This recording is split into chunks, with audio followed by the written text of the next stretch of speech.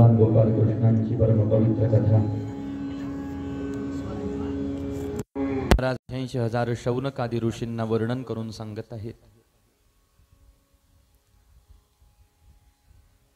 हीच परम पवित्र कथा आजपासून शुकदेवजी महाराज राजा परीक्षितींना सांगत आहेत। काल आपण पाहिलं,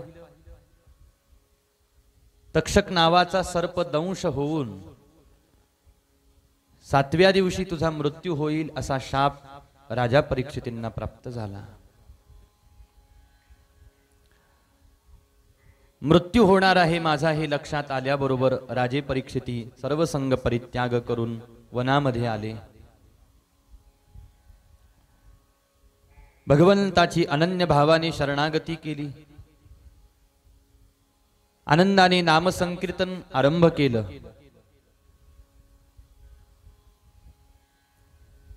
आणि राजा परीक्षितींच्या सौभाग्याचा परिणाम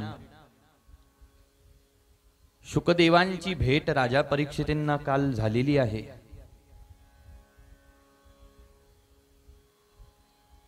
भाग्यवान आहोत तुम्ही मी। भगवंतानी संधी दिलेली आहे तुम्हाला मला।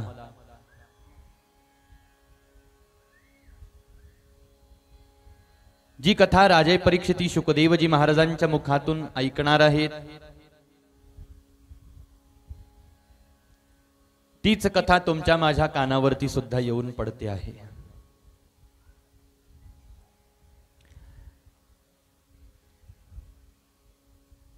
ज्या निमित्ताने आपण सारे जण या ठिकाणावरती हा सोहळा संपन्न करत आहोत, आज त्या निमित्ताचा विचार आपल्याला करणं अगोदर आवश्यक आहे।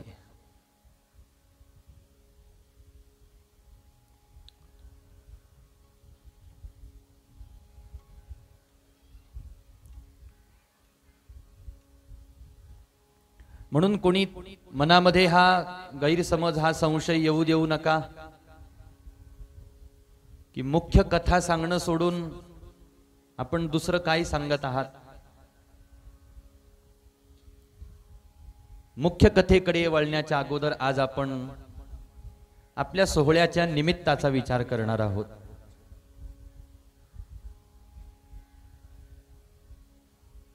साधकांचे माईबाप असणारे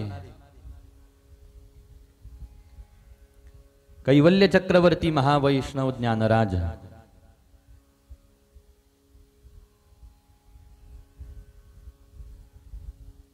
सर्वसाधारण 700 ते 750 वर्ष अगोदर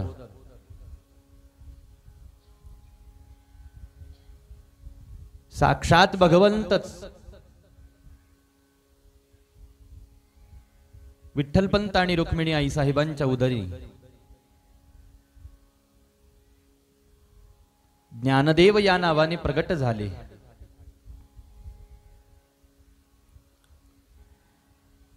आणि तुम्हाला मला अध्यात्मशास्त्राचा उपदेश या अवतारामध्ये भगवंतांनी दान केलेला आहे।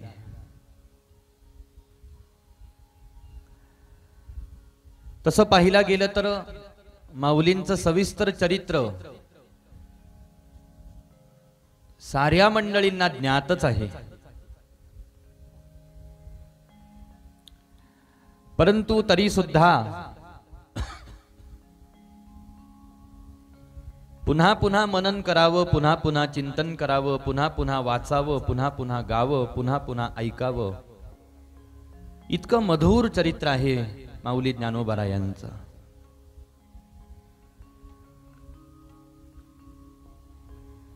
भागवत धर्माच्या संतांच्या मांदियाळीमध्ये असा एकही संत नाही ज्यांचं माऊलींवरती जीवापाड प्रेम नाही।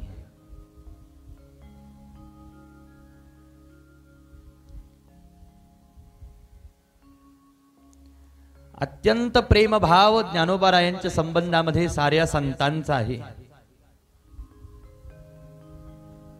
माऊलींकडे पाहत असताना सद्गुरु म्हणून पाहण्याचा साऱ्या संतांचा भाव आहे।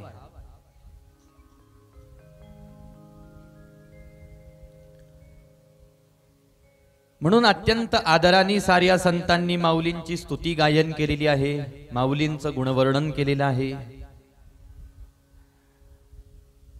आदराचं स्थान, पूजेचं स्थान आपल्या जीवनामध्ये या साऱ्या भागवत धर्माच्या संत मंडळींनी माऊलींना दान केलेलं आहे.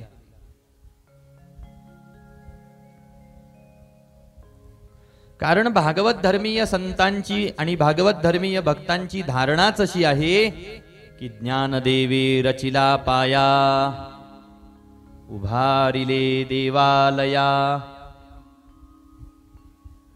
हे जे अध्यात्माचं ज्ञान आपण ग्रहण करू शकत आहोत, या अध्यात्माच्या वाटेवरती, या भागवत भक्तीच्या वाटेवरती आपली वाटचाल चाललेली आहे. ही भागवत भक्तीची पेठ खुली करण्याचं काम महावैष्णव माऊली ज्ञानोबा यांचं आहे. आपण जर का फक्त माऊलींचं चरित्रच ऐकायला बसलो असतो तर माऊलींच्या चरित्राच्या संबंधामध्ये सगळे वेगवेगळे पैलू आपण पाहिले असते. आज आपल्याला फक्त निमित्ताला माऊलींचं स्मरण करून आपल्याला पुढे कथा भागाकडे वळायचं आहे. नसता तसं पाहिला गेलं तर प्रत्येक संतांचं एक विलक्षण जीवन चरित्र आहे. जितकं श्रद्धेनं आपण देवाचं चरित्र ऐकतो तितक्याच श्रद्धेनं संत चरित्र ऐकलं गेलं पाहिजे, तितक्याच श्रद्धेने संत चरित्र गायन झालं पाहिजे. देवाचं चरित्र गाता गाता संत चरित्र ही गायलं गेलं पाहिजे. कारण तेही प्राणा परवते, मज आवडते निरुते, जे भक्त चरित्रा ते प्रशंसिती. आणि जेवढ्या जेवढ्या वेळेला आपल्या मुखामध्ये या संतांचं नाम श्रद्धेनं, विश्वासाने आणि आस्थेने निघत असेल, तेवढं तेवढं आपलं पुण्य वाढतच जाणार आहे. याच्यामध्ये तिळमात्र शंका घेण्याचं कारण नाही. पुण्यवंत भावे घेता सज्जनाची नावे, नेघे माझी वाचा तुटी महालाभ पुकासाठी. आपलं पुण्य वाढलं पाहिजे असं वाटत असेल तर एक सोपा उपाय आहे, संतांच्या नामाचं उच्चारण आपल्याकडून झालं पाहिजे. मग ज्ञानोबारायांचं नाव घेतल्याने काय होतं, तुकोबारायांचं नाव घेतल्याने काय होतं, नाथांचं नाम घेतल्याने काय होतं, असं प्रत्येक संतांच्या नामाचं महत्व वेगवेगळ्या ठिकाणावरती भक्तांनी गायन केलेलं आहे. ज्ञानदेव हा शब्द सतत जप, या मंत्राचा, याला आपण मंत्र म्हणू, ज्ञानदेव या मंत्राचा जो सतत सतत सतत सतत नुसता जप करत राहतो त्याला आपोआप ज्ञानाची प्राप्ती झाल्याशिवाय राहत नाही. हे ज्ञानदेव मंत्राचं फलित वर्णन केलेलं आहे.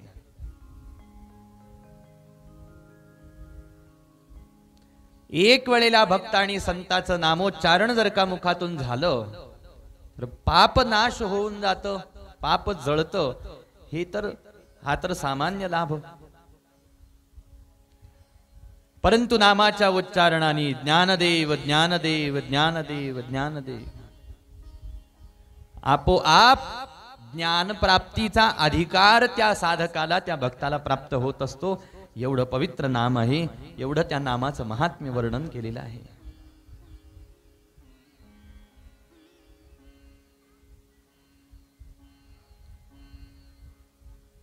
असे माऊली ज्ञानोबा आहे.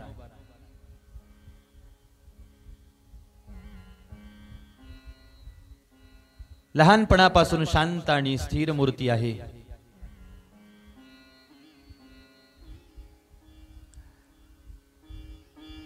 शांतरस मूर्तिवंत झालेला जर का पाहायचा असेल तर ज्ञानोबारायांकडे पाहायला सांगितलेलं आहे. साहित्य शास्त्रामध्ये रसाचे 9 प्रकार वर्णन केलेले आहेत. कोणतंही साहित्य लिहित असताना लिहिणारा त्याच्यामध्ये वेगवेगळ्या प्रकारचे रस ओतत असतो.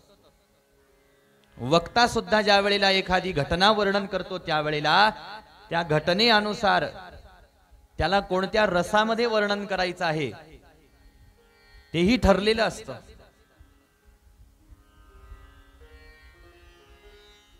हास्य रस असतो, करुण रस असतो, रौद्र रस असतो, बिभत्स रस असतो, वीर रस असतो, शांत रस असतो, शृंगार रस असतो. असे नवरसाचे प्रकार आहेत महाराज. याच्यामध्ये भक्तांना संतांना प्रिय असणारा एक अत्यंत विलक्षण रस आहे, याला शांत रस असं म्हणतात. शांत रस. आपण ज्या रसात बहुतेक वेळेला ज्या रसात आपण कथा ऐकतो तो शांत रसच आहे. काही काही प्रसंगानुरूप हरिकथेचे रस बदलतात. कधी वीर रसामध्ये हरिकथा चालते. आक्रस्ताळेपणा करणाऱ्या कंसाला भगवान गोपाल कृष्णांनी पाहिलं.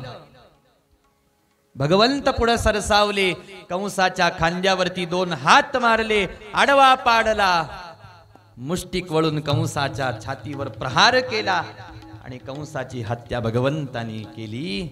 वीर रस आहे.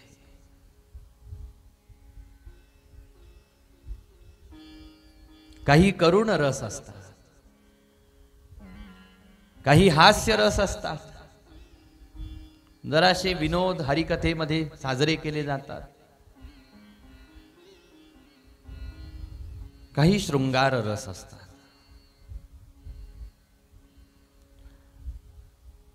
परंतु हरिकथेचं वर्णन करत असताना जास्तीत जास्त कोणत्या रसात वर्णन करावं हे सांगत असताना फक्त शांत रसात, जितकी हरिकथा वर्णन करता येईल तितकी शांत रसात कथा वर्णन करायला सांगितले. पण त्याच्यासाठी वक्ताही सात्विक असावा लागतो आणि श्रोतेही सात्विक असावे लागतात. त्यावेळेला शांतरस फलतो आणि फुलतो. नसता शांतरस कंटाळवाणा होत असतो.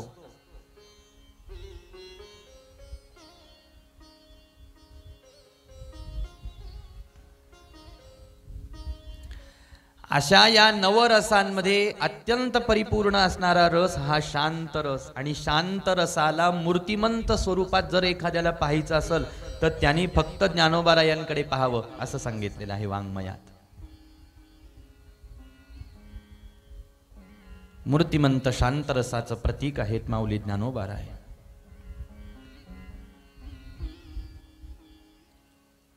आणि तुम्हाला मला त्या अध्यात्म ज्ञानाची पेठ खुली करण्यासाठीच आपल्या सद्गुरूंच्या प्रेरणेने अत्यंत अल्प वयामध्ये सद्गुरूंच्या समोर विराजमान होऊन गोदावरीच्या किनाऱ्यावरती वसलेलं, ज्या ठिकाणावरती भगवंतांच्या मोहिनी अवताराचा पदस्पर्श ज्या भूमीला झालेला आहे, अशा पवित्र क्षेत्रामध्ये नेवाशाला विराजमान होऊन तुमच्या माझ्यासाठी अत्यंत सहज आणि सोप्या सरळ भाषेमध्ये गीतेवरती भाष्य ज्ञानोबारायांनी केलं. याला आपण ज्ञानेश्वरी असं म्हणतो. आणि आजचा दिवस यासाठी ओळखला जातो की आजच्या दिवशी माऊली ज्ञानोबाराय संजीवन समाधीस्थ झालेले आहे. आणि अवघ 21 वर्ष फक्त माऊलींचं वय संपन्न झालेलं आहे, लक्षात घ्या. सर्वसाधारण 21 ते 22 वर्षाचे माऊली ज्ञानोबाराय एवढ्या कमी वेळेमध्ये आपलं कृतकार्य संपन्न करून घेतलेलं आहे.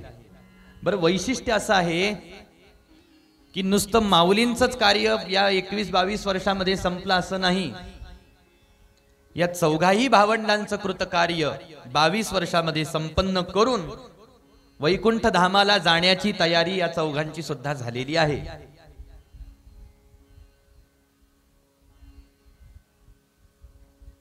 परंतु पहिली परवानगी ज्ञानोबारायांनी प्राप्त करून घेतली. आजच्या दिवशी ज्ञानोबारायांच्या संजीवन समाधीचा सोहळा स्वतः भगवंतांनी आळंदीमध्ये फार मोठ्या थाटात पूर्ण केलेला आहे असं चरित्रात वर्णन येतं. तसं पाहिला गेलं तर भक्त आणि संतांसाठी आजचा दिवस दुःखाचा आहे.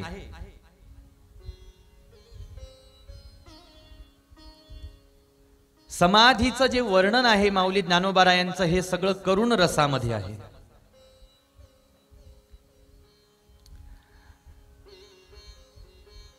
नामदेवरायांसारखे संत माऊलींच्या समाधीस्थ होण्याने अत्यंत दुःखित होतात. सहन होत नाही नामदेवरायांना. हे सांगण्याच्या पाठीमागचं कारण असं होत आहे की आजचा दिवस तसं पाहिला गेलं तर संत समुदायांसाठी, भक्तांसाठी, साधकांसाठी आणि त्यातल्या त्यात लक्षात घ्या जे ज्ञानोबारायांचे समकालीन संत आहेत, समकालीन जे ज्ञानोबारायांचे भक्त होते त्यांच्यासाठी आजचा दिवस किती वेदनादायक आहे. पण ज्ञानोबाराय हे योगी आहेत. योग्याचा जन्म, योग्याचं जीवन आणि योग्याचं जाणं या तीनही गोष्टींचा सोहळा होत असतो. आणि ज्ञानोबारायांसारखा योगी अभूतपूर्व जीवन चरित्र आणि अभूतपूर्व योगी आहे महाराज. परिपूर्ण योग ही साध्य केलेला आहे, परिपूर्ण ज्ञान ही आहे आणि परिपूर्ण भक्ती ही आहे.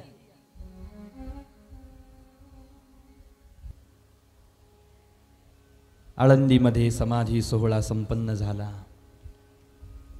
साऱ्या देवता आपापल्या धामाकडे निघून गेलेल्या आहेत. पण अगाध प्रेम असणारी संत मंडळी मात्र आळंदीमधून काही अजून निघाली नाही.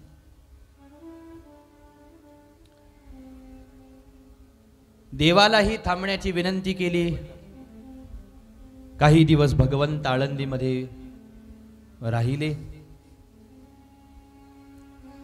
तिथून पुढे सर्वसाधारण 13 दिवस आळंदीमध्ये सोहळा सुरू राहिला. सारे संत मंडळी त्या ठिकाणावरती कीर्तन करायला लागली, भजन करायला लागली. रामचरित्र, कृष्णचरित्र, माऊलींचं गुणवर्णन अशा पद्धतीनं सोहळ्याचं स्वरूप त्या ठिकाणावरती सर्वसाधारण माऊली ज्ञानोबाराय समाधीस्थ झाल्यानंतर 13 दिवस चाललं. आणि मग यथावकाश भगवंत साऱ्या भक्त मंडळी सोबत नामदेवरायांसोबत पंढरपूरकडे निघाले होते. मगाशी आपण ऐकल्याप्रमाणे नामदेवरायांच्या प्रेमाची व्याप्ती कशी होती तो प्रसंग समाधीनंतर घडला. वर्णन तर निवृत्तीनाथांच्या शोकाचं सुद्धा खूप केलं गेलं. किती शोक झाला निवृत्तीदादांना. प्रश्न पडला देवाला, अहो अज्ञानी माणसाला समजावणं सोपं जातं, जो स्वतः ज्ञानी आहे त्याला कसं समजवायचं, हा फार मोठा प्रश्न आहे. देवच म्हणतात निवृत्ती दादांना, हो दादा निवृत्तीराज, अहो माझ्या समोर एखादा अज्ञानी जर रडायला लागला तर मी त्याला समजावू शकतो, पण तुम्ही तर ज्ञानी आहात, तटस्थ आहात, सिद्धांताचं वर्णन मी काय तुमच्या समोर करावं.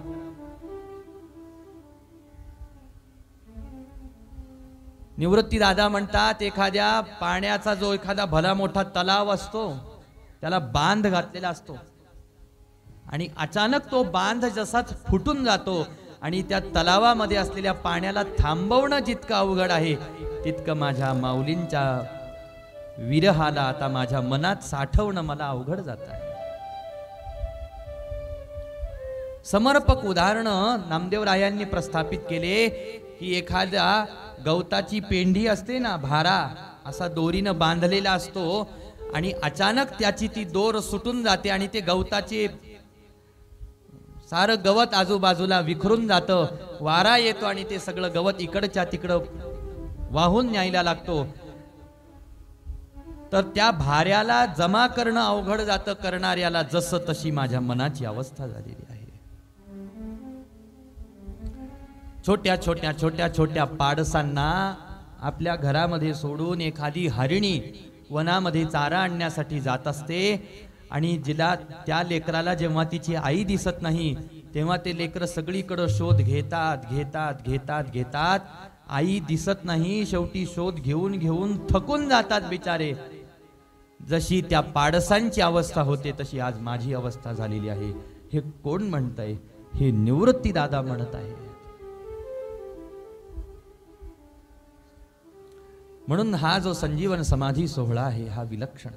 याच्यामध्ये नामदेवरायांची व्याप्ती, प्रेमाची व्याप्ती अशी झाली की ज्या वेळेला पंढरपूरची परतीची वारी सुरू झाली आळंदीहून, रस्त्याने जाता जाता नामदेवरायांना ज्ञानोबारायांच्या सगळ्या गोष्टी आठवायला लागल्या.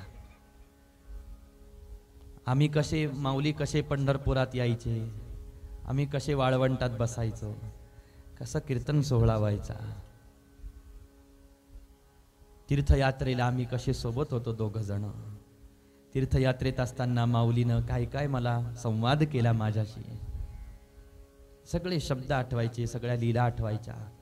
आणि आठवलं नामदेवरायांना आणि अक्षरशः पंढरपूरकडे चालता चालता नामदेवराय कोसळले, जमिनीवर कोसळले, मोठ्याने रडायला लागले. हे देवानी पाहिलं.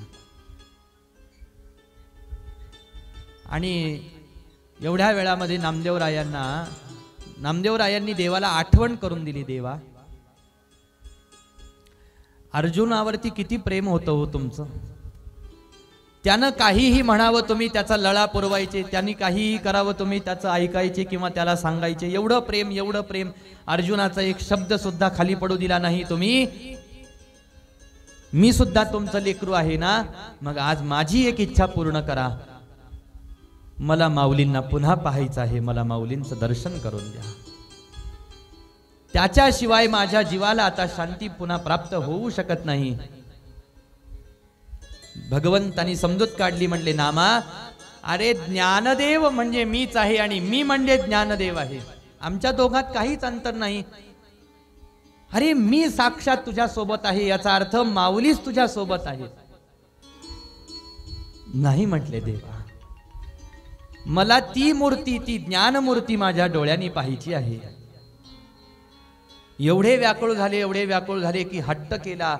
भगवंतानी सांगितला, आदेश दिला पुंडलिक रायांना. आणि मग पुष्पक विमान घेऊन आळंदीला पुन्हा पुंडलिक रायांकरवी निरोप आला. पुष्पक विमानामध्ये बसवलं गेलं माऊलींना आणि ज्ञानोबारायांसमोर पुन्हा एक वेळेला दर्शन प्रदान केलं. माऊलींचं पुन्हा एक वेळेला नामदेवरायांना दर्शन झालं आणि भगवंतानी यानंतर आशीर्वाद देऊन ठेवला. ज्याला माऊलीला पाहायचं आहे त्यांनी फक्त आळंदीमध्ये जावं, आळंदीमध्ये माऊलींच्या समाधीस्थानी वंदन करावं, प्रेमपूर्वक त्या ठिकाणी आलिंगन दान करावं. आजही चिरकालपर्यंत भगवंत स्वतः सांगतात की जोपर्यंत या ब्रह्मांडामध्ये चंद्र सूर्य आहेत तोपर्यंत ज्ञानोबारायांचा निवास आळंदीमध्ये इंद्रायणीच्या तीरावरती अखंड आहे, अखंड अखंड.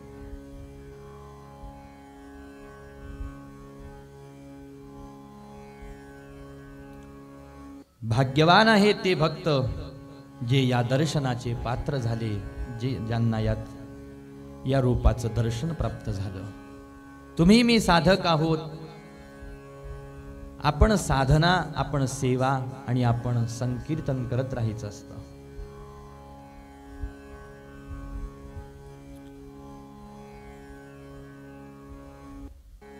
आजही माऊली कृपावंत होतात, साधकांना कृपेचं दान करत आहेत.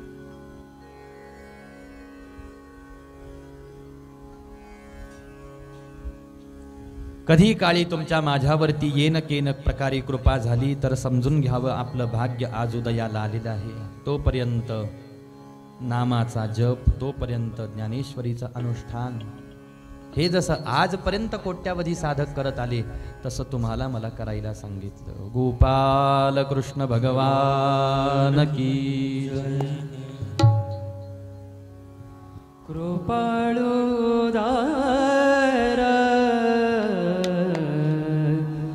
माझा ज्ञानेश्वर, कृपाळुदार माझा ज्ञानेश्वर, कृपाळुदार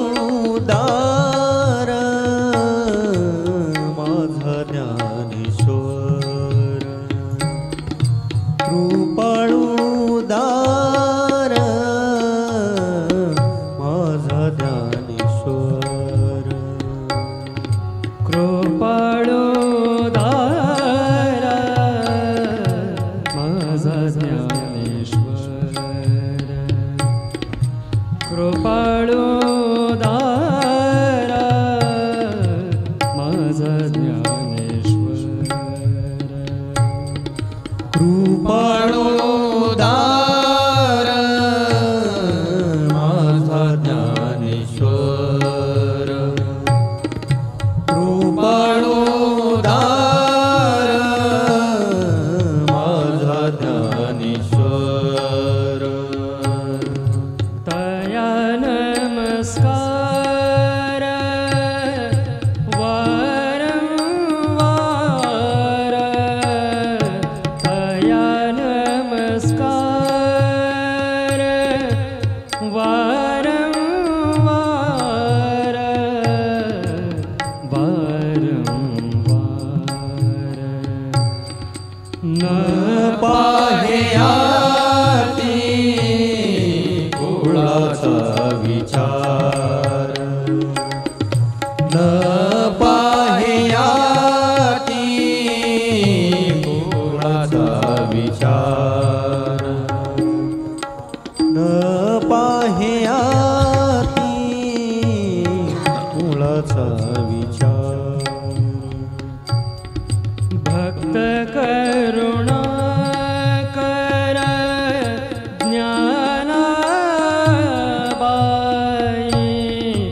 भक्त करुणाकर ज्ञानाबाई, ज्ञानाबाई, न पाह्याती कुळाचा विचार, न पाह्याती कुळाचा विचार, न पाह्याती कुळाचा विचार, भलती या भावे शरण जाता भेटी, भलती या भावे शरण जाता भेटी, भलती या भावे शरण जाता भेटी, भलतिया भावी शरण जाता भेटी, भलतिया भावी शरण जाता भेटी, पाडी तसे तोटी जन्म व्याधी, पाडी तसे तुटी जन्म व्याधी, जन्म व्याधी, न पाह्याती कुळाचा विचार, न पाह्याती कुळाचा विचार, न पाह्याती कुळाचा विचार, ज्ञानाबाई माझी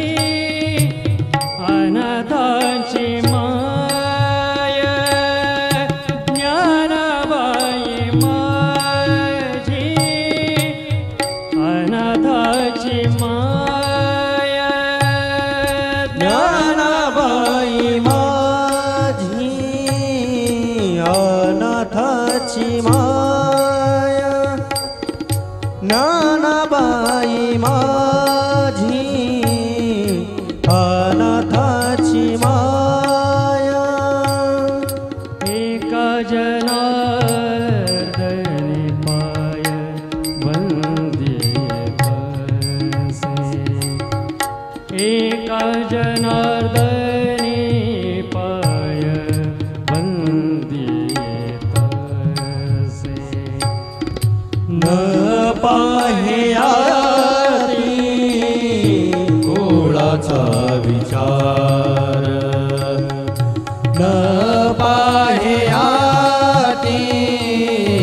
कुळाचा विचार न पाह्याती कुळाचा विचार भक्त करुणा कर ज्ञानाबाई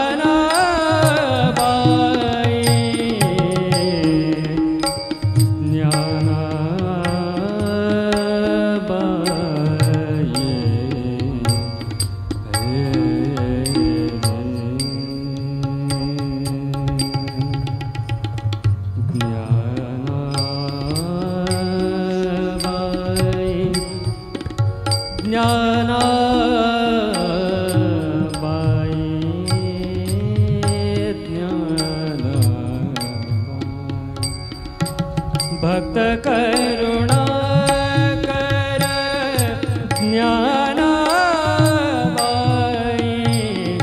भक्त करुणा कर ज्ञानाबाई ज्ञानाबाई न पाह्याती कुळाचा विचार न पाह्याती कुळाचा विचार न पाह्याती कुळाचा विचार कुळाचा विचार कुळाचा विचार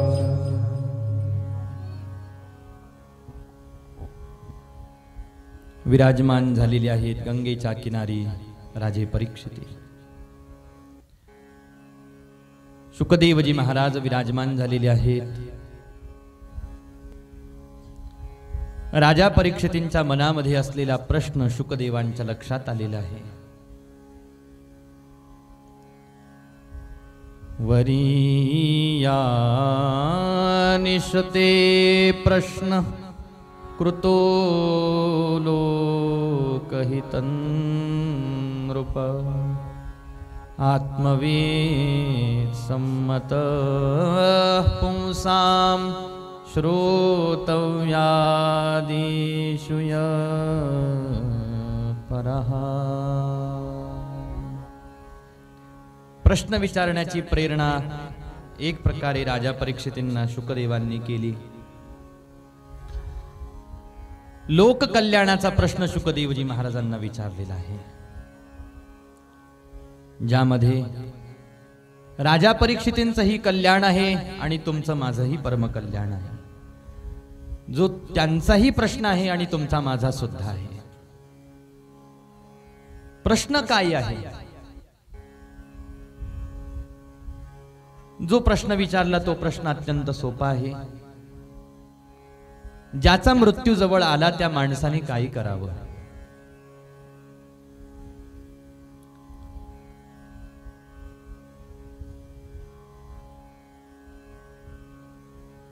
सहसा माणसांना हा प्रश्न गंभीर वाटत नाही. एकतर माणसांना आपण मरणार आहोत हेच लक्षात राहत नाही. इकडून तिकडून मी मरणार आहे हे माणसांना लक्षात राहिलं तरी सुद्धा त्याचा काय एवढा विचार करायचा, मरायचं तर आहेच एक ना एक दिवस असं माणसं म्हणतात.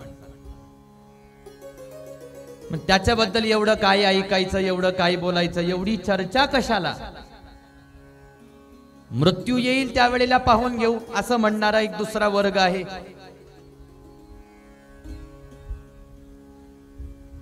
याच्यामध्ये शुकदेवजी महाराज किंवा श्रीमद भागवत सांगत आहे की विवेकाचा आश्रय प्रत्येक मनुष्याने करायचा असतो.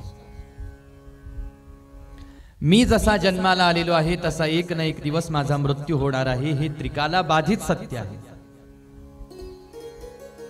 त्याचा काय एवढा विचार करायचा असं म्हणून कोणीही हाताची घडी घालून बसायचं नाही. बाकीचा सगळा विचार सोडून अगोदर मरायचाच विचार करायचा. आता असं म्हटलं तर एखादा म्हणेल याचा अर्थ तुम्ही आम्हाला जीवन जगण्यासाठी नाही मरण्यासाठी प्रवृत्त करत आहात असं म्हणतील. ही मृत्यूसाठीची प्रवृत्ती नाही महाराज, मृत्यूचं स्मरण असावं याची प्रवृत्ती आहे. मरणार आहोत याचा जर विसर पडला तर काय होतं? मरणार आहोत याचा जर विसर पडला तर मला माझा उद्धार करून घ्यायचा आहे याचा विसर पडत असतो. ज्याला मला माझा उद्धार करायचा आहे याचा विसर पडू द्यायचा नाही, त्यानं मी मरणार आहे हे विसरायचं नाही. हा मृत्यूचा संबंध आहे उद्धाराशी.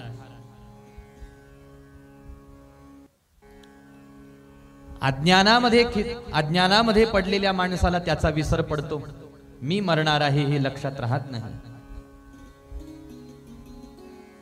कितीही डोळ्यासमोर उघडा मृत्यू दिसत असला तरी सुद्धा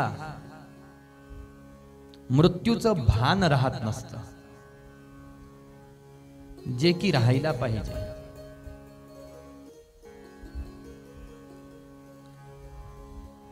ज्यांना मृत्यूचं भान राहिलं ते वेळीच सावध होत असतात. मृत्यूमधून सुटण्याचा प्रयत्न करायचा असतो. मृत्यूमधून सुटण्याचे प्रयत्न तर सगळेच माणसं करतात. मरावं कुणाला वाटतं बरं? उत्तर आहे मरावं तर कुणालाच वाटत नाही, सगळे जगण्यासाठीच प्रयत्न करतात. पण मृत्यूतून सुटण्यासाठी प्रयत्न कसे करायचे असतात, जसे राजा परीक्षितींनी केले. राजा परीक्षितींनी काही प्रयत्न केले. मरणार आहे हे कळाल्याबरोबर राजा परीक्षितींनी गृहदारा प्रपंचामध्ये असलेली आपली आसक्ती सोडून दिली. ज्याला ही आसक्ती सोडता येत असते त्याचा उद्धार होत असतो. ज्याला घरादारातली धर्मपत्नी पतिराजांमधली, लेकरा बाळांमधली, नातवंडांमधली, सुनांमधली आसक्ती सोडता येत नाही, त्याचा उद्धार होऊ शकत नाही.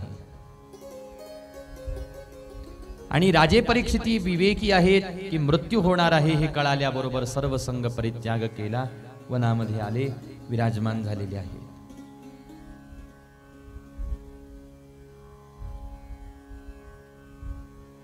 देह जाणार जाणार यासी काळबा खाणार, हे तर सर्वांना माहीत आहे. पण त्याच्यातून सावध होण्याचा आदर्श राजा परीक्षितींनी तुम्हाला मला दिलेला आहे. शुकदेवजी महाराज हेच सूत्र राजा परीक्षितींना सांगतात. मरणार आहे मनुष्य, पण जे करायला पाहिजे ते करत नाही. म्हटले काय करावं महाराज मरणाऱ्या माणसाने? त्यावेळेला सांगितलं, तस्मात् भारत सर्वात्मा भगवानीश्वरो हरिः श्रोतव्यः कीर्तितव्यश्च स्मर्तव्यश्चेच्छता भयम्. मरणाऱ्या माणसानी 3 गोष्टी करायला सांगितल्या. एक तर श्रोतव्य, भगवंताची कथा ऐकावी. कीर्तितव्यश्च, भगवंताच्या कथेचं किंवा भगवंताच्या नामाचं अखंड संकीर्तन करावं. किंवा स्मर्तव्य, नाही मुखाने शब्द बाहेर पडला तर निदान देवाच्या रूपाचं म्हणा किंवा देवाच्या नामाचं म्हणा किंवा देवाच्या कथेचं म्हणा, स्मरण तरी हृदयात असलं पाहिजे मृत्यूच्या वेळेला. मरणाऱ्या माणसाला मृत्यूच्या वेळेला जर का देवाचं स्मरण येत नसेल तर समजून जावं त्यांनी स्वतःचा फार मोठा घात केलेला आहे. म्हणून या जगामध्ये कोट्यावधी माणसं मरतात, पण उत्तम मरण कोणाचं मानलं जातं? गीता भागवताचा जर का विचार केला तर मृत्यूच्या वेळेला ज्याला माझं स्मरण आहे, भगवंत म्हणतात त्याचा मृत्यू मंगल होत असतो, मी त्याचा उद्धार करत असतो. अंतकाले च मामेव स्मरण मुक्त्वा कलेवरम.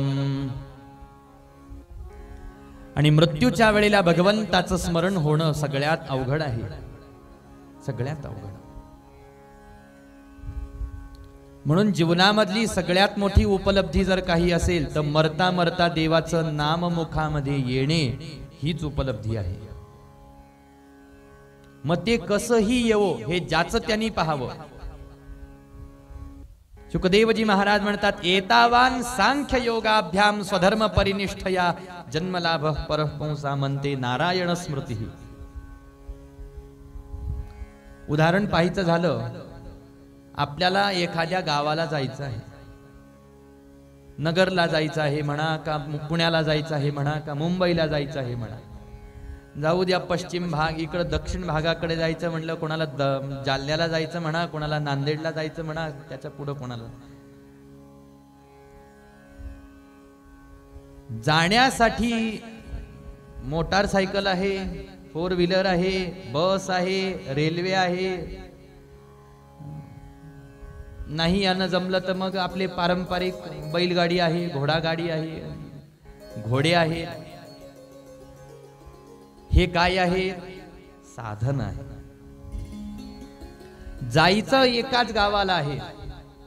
ज्याला जे साधन आवडतं, ज्याला जे साधन परवडतं त्यांनी त्या साधनाने जावं. पण जायचं आहे हे नक्की असलं पाहिजे बरं का. ज्याला जायचं नाही, ज्याला जायचं आहे हे ज्याचं नक्कीच झालेलं नाही, त्याच्याकडून साधना सुद्धा होत नसते. म्हणून नक्की असलं पाहिजे की मला जायचं आहे. कुठं जायचं आहे या प्रश्नाचं उत्तर असं आहे की लक्षात घ्या, मृत्यूच्या वेळेला नाममुखात आलं पाहिजे. हा आपला ठेपा आहे, हे आपलं गाव आहे. आता या गावापर्यंत जाण्यासाठी, या ठेप्यापर्यंत जाण्यासाठी साधनं पुष्कळ आहेत, गाड्या भरपूर आहेत. कोणकोणत्या गाड्या आहेत? एतावान सांख्य योगाभ्याम स्वधर्म पालन, अशा अनेक प्रकारच्या गाड्या आहेत. ज्याला योग साधना करणं शक्य होतं त्यांनी योग साधना करावी. ज्याला सांख्य ज्ञान ग्रहण करता येतं त्यांनी सांख्य ज्ञानाच्या माध्यमातून म्हणतात. ज्याला स्वधर्म निष्ठा, ज्याच्या अंतःकरणामध्ये प्रबळ आहे त्यांनी स्वधर्माच्या अत्यंत निष्ठेचं परिपालन जरी केलं तरी सुद्धा या सगळ्या मार्गांचं एकच फळ भेटलं पाहिजे, मृत्यूच्या वेळेला नाममुखात आलंच पाहिजे.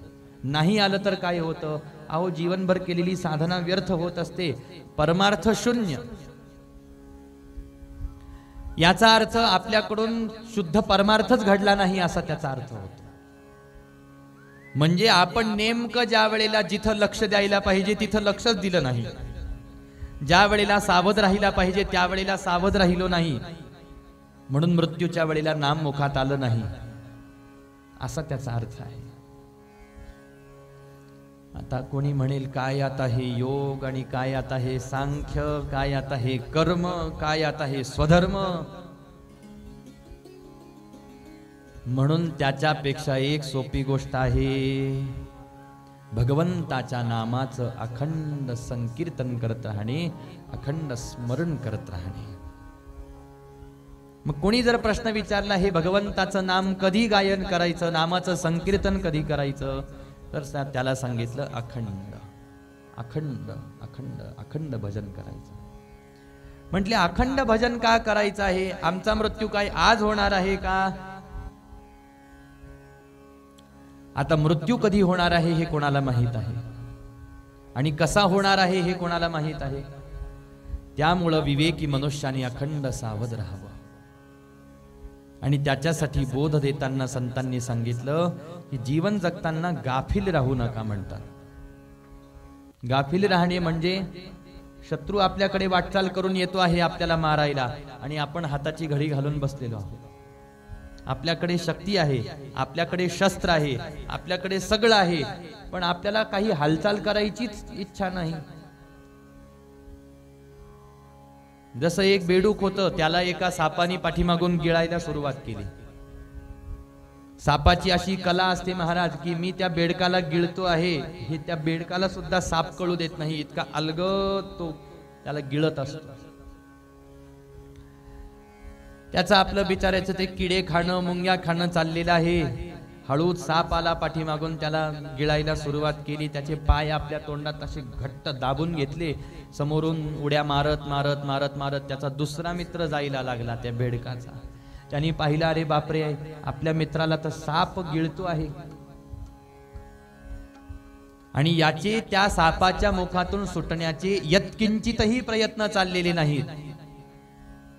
हे पाहून त्याच्या मित्राला त्याची दया यायला लागते, त्याची कीव यायला लागते, त्याची करुणा यायला लागते. जशी तशी जीवाकडे पाहून संतांना जीवाची दया येत असते.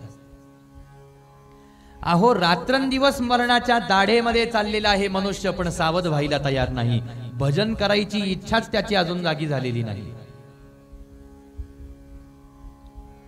म्हणून म्हणतात की असा जो मृत्यूच्या दाढेतून सुटण्याचा प्रयत्न करत नाही तो गाफील आहे.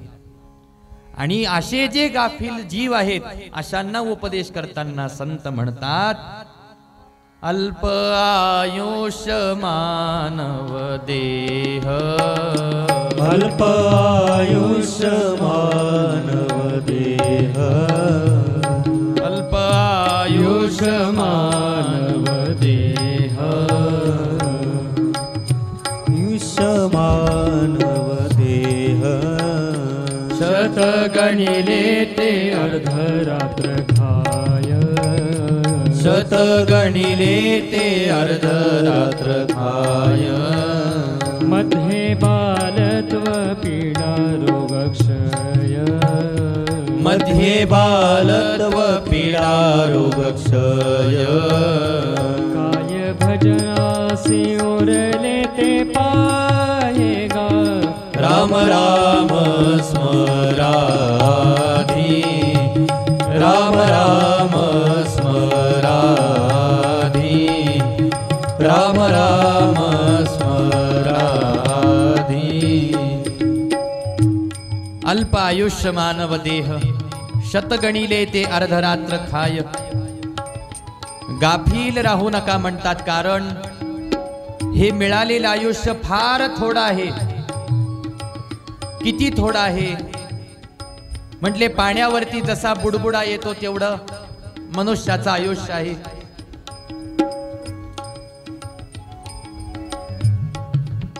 100 वर्षांचं आयुष्य कलियुगामध्ये माणसाचं सांगितलेलं आहे. मिळालेल्या आयुष्यामध्ये परमार्थ साधना सोडून माणसं काय करताना दिसतात?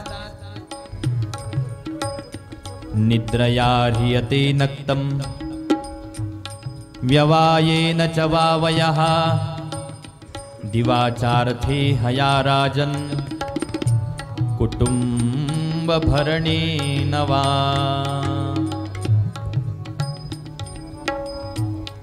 माणसाचे 10 तास झोपेमध्ये जातात, 10 तास पोटा पाण्याची व्यवस्था करण्यामध्ये जातात, राहिलेले 4 तास आला गेला लग्न कार्य मौंज वास्तुशांती इत्यादी भानगडीमध्ये निघून जातात.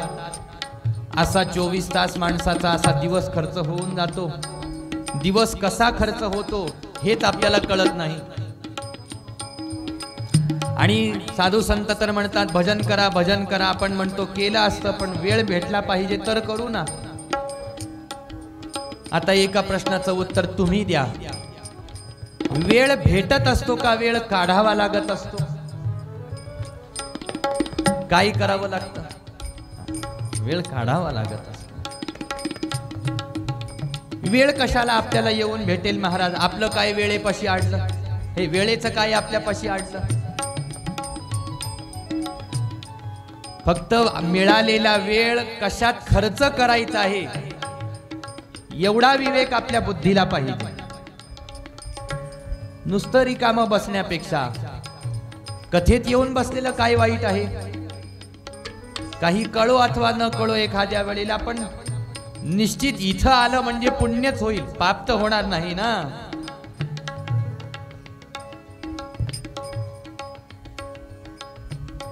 भजन केलं तर काय वाईट आहे, नामगायन केलं तर काय वाईट आहे. पण विवेक, हा विवेक असणं आवश्यक आहे. तो मिळावा म्हणून या ठिकाणी उपदेश देत आहेत, सावध व्हायला सांगतात. अल्पायुष्य मानव देह, शतगणिले ते अर्धरात्र खाय. मध्ये बालत्व पीडा रोग क्षय, काय भजनासी उरले ते पाहेगा. म्हणून आपल्याला दिवसभर काय करायचं आहे त्याचं एक नियोजन तयार करावं प्रत्येकाने. आणि कोणतं काम कधी करावं ते आधीच ठरवून घ्यायचं असतं.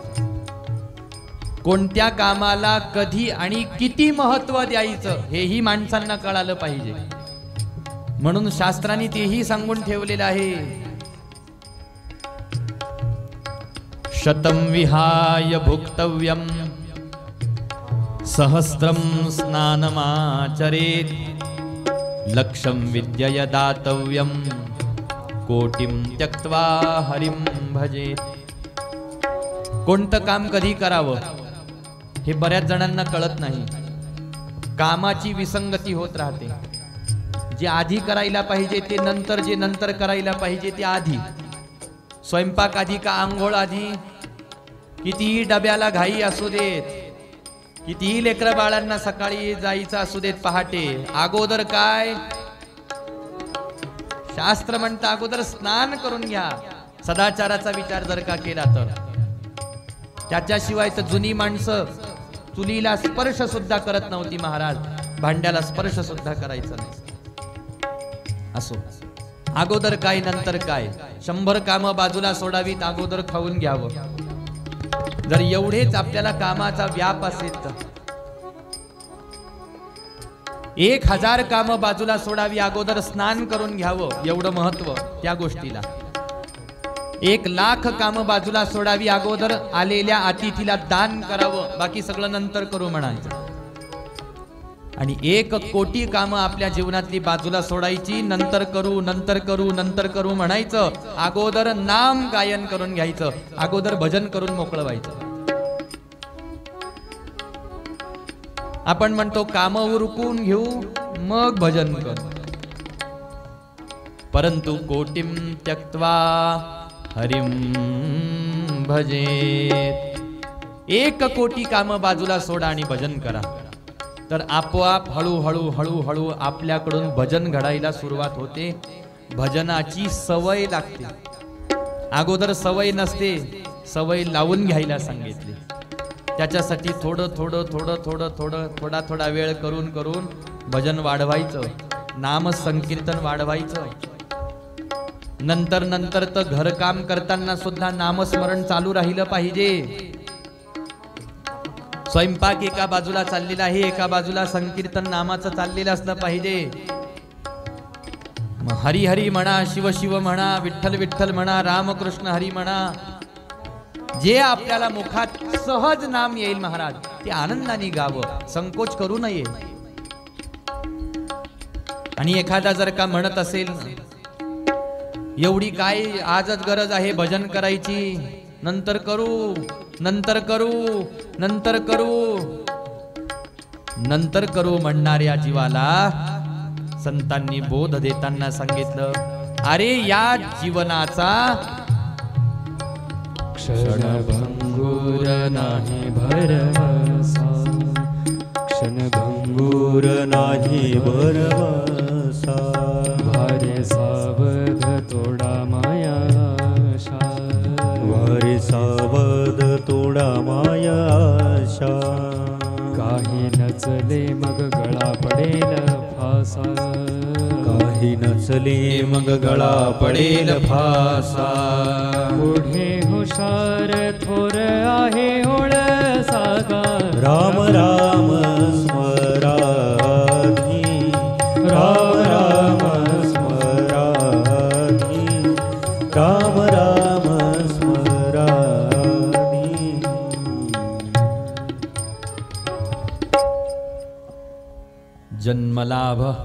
पुंसा मनते नारायण स्मृती. मरता मरता मरता मरता मुखाला नाम आलंच पाहिजे.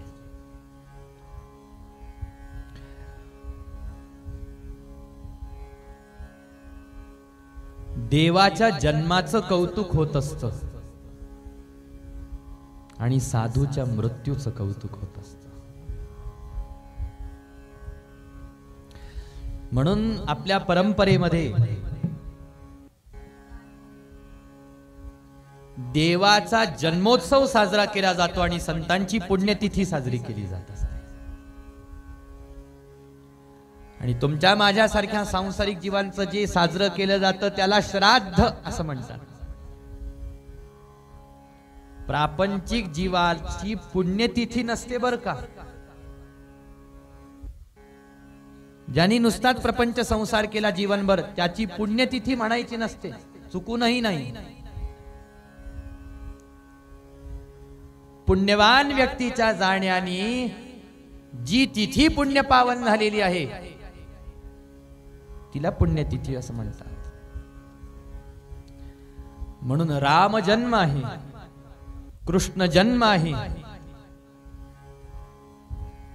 दत्त जन्म आहे.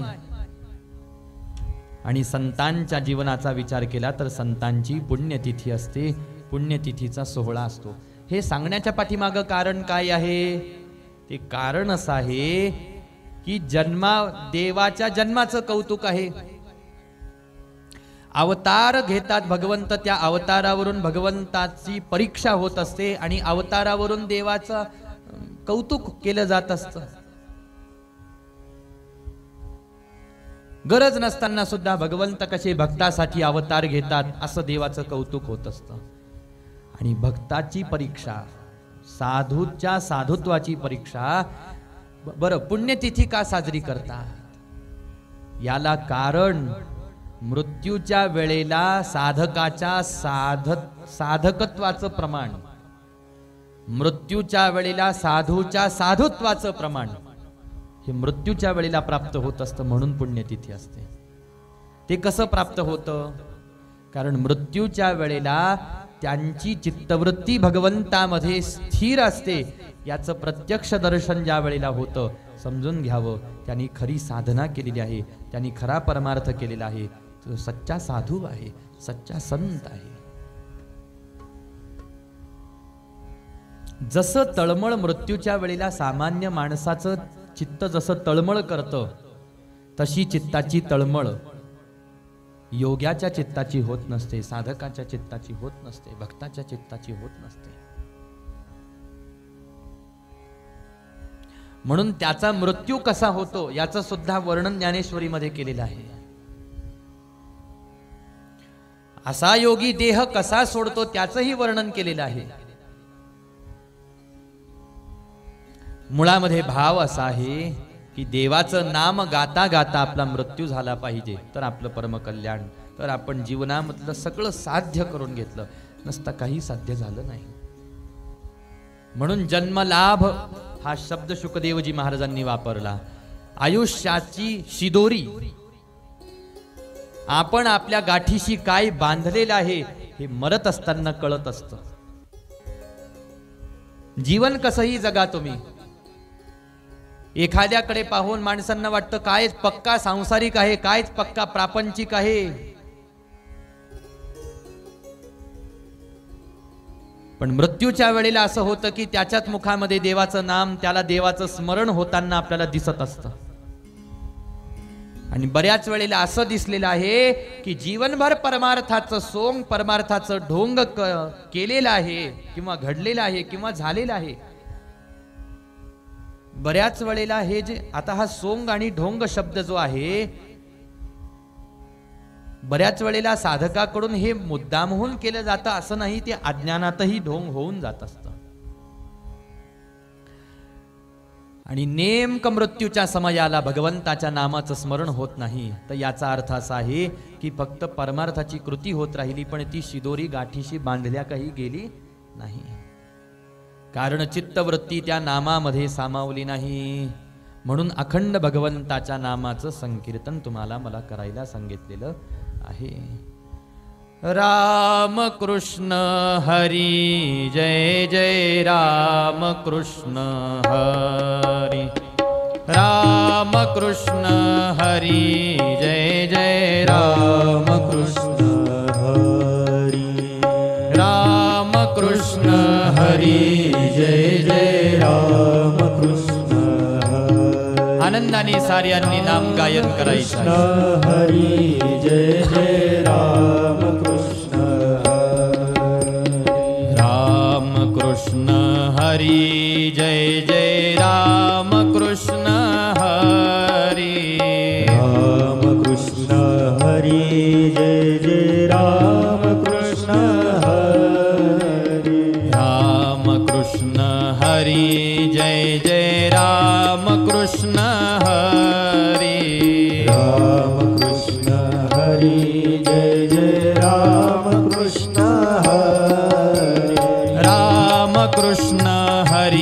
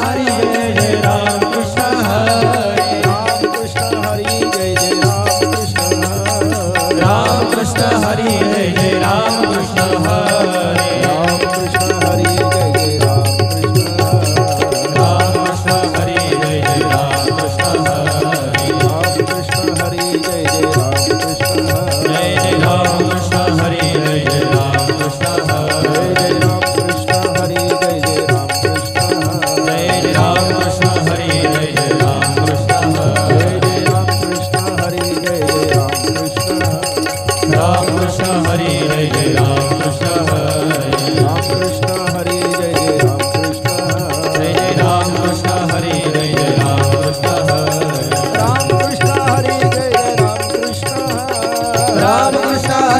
जय राम कृष्ण जय जय राम कृष्ण हरी जय जय राम कृष्ण राम कृष्ण हरी जय जय राम कृष्ण राम कृष्ण हरी जय जय राम कृष्ण राम कृष्ण हरी जय जय राम कृष्ण राम कृष्ण हरी जय जय राम कृष्ण राम कृष्ण हरी जय जय राम कृष्ण राम कृष्ण हरी जय जय राम कृष्ण राम कृष्ण हरी जय जय राम कृष्ण जय जय राम कृष्ण हरी जय जय राम कृष्ण राम कृष्ण हरी जय जय राम कृष्ण राम कृष्ण हरी जय जय राम कृष्ण जय जय राम कृष्ण हरी जय जय राम कृष्ण हरी जय राम कृष्ण हरी जय जय राम कृष्ण हरी जय जय राम कृष्ण हरी जय जय राम कृष्ण हरी जय जय राम कृष्ण हरी जय जय राम कृष्ण हरी जय जय राम कृष्ण हरी जय जय राम कृष्ण हरी जय जय राम कृष्ण हरी जय जय राम कृष्ण हरी जय जय राम कृष्ण हरी जय जय राम कृष्ण हरी जय जय राम कृष्ण हरी जय जय राम कृष्ण हरी जय जय राम कृष्ण हरी जय जय राम कृष्ण हरी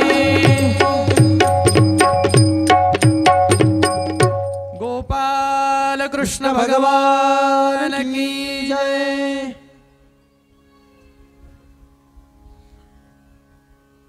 राम अखंड नाम संकीर्तन, नित्य नाम संकीर्तन अशा पद्धतीनं राम कृष्ण हरी जय जय राम कृष्ण हरी. अखंड बरं जे आपल्याला आवडेल ते नाम अखंड गायन करावं. ध्यास लावायला सांगितलं आपल्या मुखाला, आपल्या चित्ताला भगवंताच्या नामाचा. राजन नुसतं भजन करत राहिलं, नुसतं भजन करत राहिलं तरी उद्धार होणं फार सोपं आहे. आपणही गोडी लावावी आपल्या अंतःकरणाला, असा तुम्हाला मला उपदेश केला गेला. कसे रंगले साधू संत नामामध्ये, त्यांच्याकडे पाहावं, मी असं नाम गायन करेन असा संकल्प आपण घ्यावा. शरीर शरीराच्या जागेवरती काम करत राहतं. आपली चित्तवृत्ती आपण नामात ठेवावी, आपली चित्तवृत्ती आपण देवात ठेवावी, आपली चित्तवृत्ती आपण कथेमध्ये ठेवावी. घरी जरी असलो, घरकाम जरी आपलं चाललेलं असलं तरी घरकाम करता करता चित्तवृत्ती नामात असली पाहिजे. असा बोध राजा परीक्षितींना शुकदेवजी महाराजांनी दिला. सुंदर नामाचं महात्म्य. मृत्यूमधून सुटण्यासाठी नाम एक सोपं साधन आहे असं सांगितलं. आश्रय घ्यायला सांगितला, प्रयत्न करायला सांगितले. असा जो अभ्यास जीवनभर करतो त्याला उद्धार करून घेणं सोपं आहे. असाध्य ते साध्य करिता सायास कारण अभ्यास तुका म्हणे. आपण अभ्यास करावा. आपला अभ्यास काय आहे? जिभेला नामाची सवय लागली पाहिजे, हा आपला अभ्यास आहे. आणि अशा वेळेला मृत्यू घेण्यासाठी आला, नाम मुखामध्ये असलं तर उद्धार होऊन जातो, सहज होतो. राजा परीक्षितींच्या शंकेचं समाधान झालं. पुढचा प्रश्न विचारला. त्यावेळेला शुकदेवजी महाराज म्हणतात, राजन, जो प्रश्न तू मला विचारलेला आहेस हाच सृष्टी उत्पत्ती विषयक प्रश्न मैत्रेयजी महाराजांना विदूर काकांनी विचारलेला आहे. विदूर काकांना मैत्रेयजी महाराजांच्या आश्रमामध्ये जाण्याचं काही कारण घडलं मला सांगा. सांगितलं, विदूर काका तीर्थयात्रेला गेले, त्यावेळेला मैत्रेयांच्या आश्रमात गेले. विदूर काकांना तीर्थयात्रेला जाण्याचं काय कारण घडलं मला सांगा.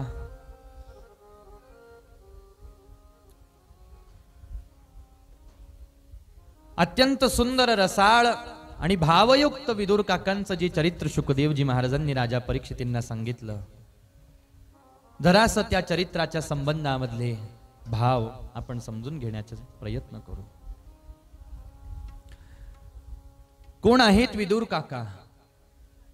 वेदव्यासजी महाराजांच्या तपप्रभावातून 3 लेकरांचा जन्म झाला. एकाचं नाव धृतराष्ट्र, एकाचं नाव पंडू, एकाचं नाव विदुर. हे तिसरे होते दासीपुत्र विदुर, जे हस्तिनापुराच्या राज्याचे महामंत्री पदावरती विराजमान झालेले होते. सुंदर महाल प्राप्त झालेला आहे, भरजरी वस्त्र आहे, अलंकार दागदागिने आहेत, शोभेच्या वस्तू आहेत, सारं काही घरामध्ये आहे यांच्या. या सगळ्यांसोबतच भगवंतावरती अनन्य प्रेम विदुर काकांचं आहे. विदुर काकांच्या धर्मपत्नी सुलभाई साहेबांचा आहे. असे विदुर काका धर्म जाणणारे होते, धर्मनिष्ठ होते, न्याय जाणणारे होते, नीती जाणणारे होते. म्हणून धृतराष्ट्राला रोज धर्माचा उपदेश करत राहायचे. धर्माच्या वाटेवरती धृतराष्ट्राने चालावं असं विदुर काकांना वाटायचं. एक दिवस विदुर काकांच्या लक्षात आलं की धृतराष्ट्राला मी उपदेश करतो आहे, पण धृतराष्ट्र माझा ऐकायला काही तयार नाही. विदुर काकांनी विचार केला, याला समजावण्यापेक्षा मी मला मिळालेला वेळ माझ्या कल्याणामध्ये, देवाचं भजन करण्यामध्ये खर्च केलेला बरा आहे. जो साधक, साधना करणारा जो साधक आहे, जो भक्त आहे, त्यांनी दुसऱ्याला उपदेश देण्याच्या भानगडीमध्ये जास्त पडू नये असं सांगितलं. कारण ज्याची स्वतःची साधना, ज्याची स्वतःची सेवा चाललेली आहे, ज्याची स्वतःची भक्ती चाललेली आहे, त्यांनी आपलं पूर्ण लक्ष आपल्या स्वतःच्या साधनेवर, आपल्या स्वतःच्या साधनेच्या प्रगतीवर ठेवावं. ही वेगळी गोष्ट आहे की सत्संग केल्याने, ग्रंथ वाचन केल्याने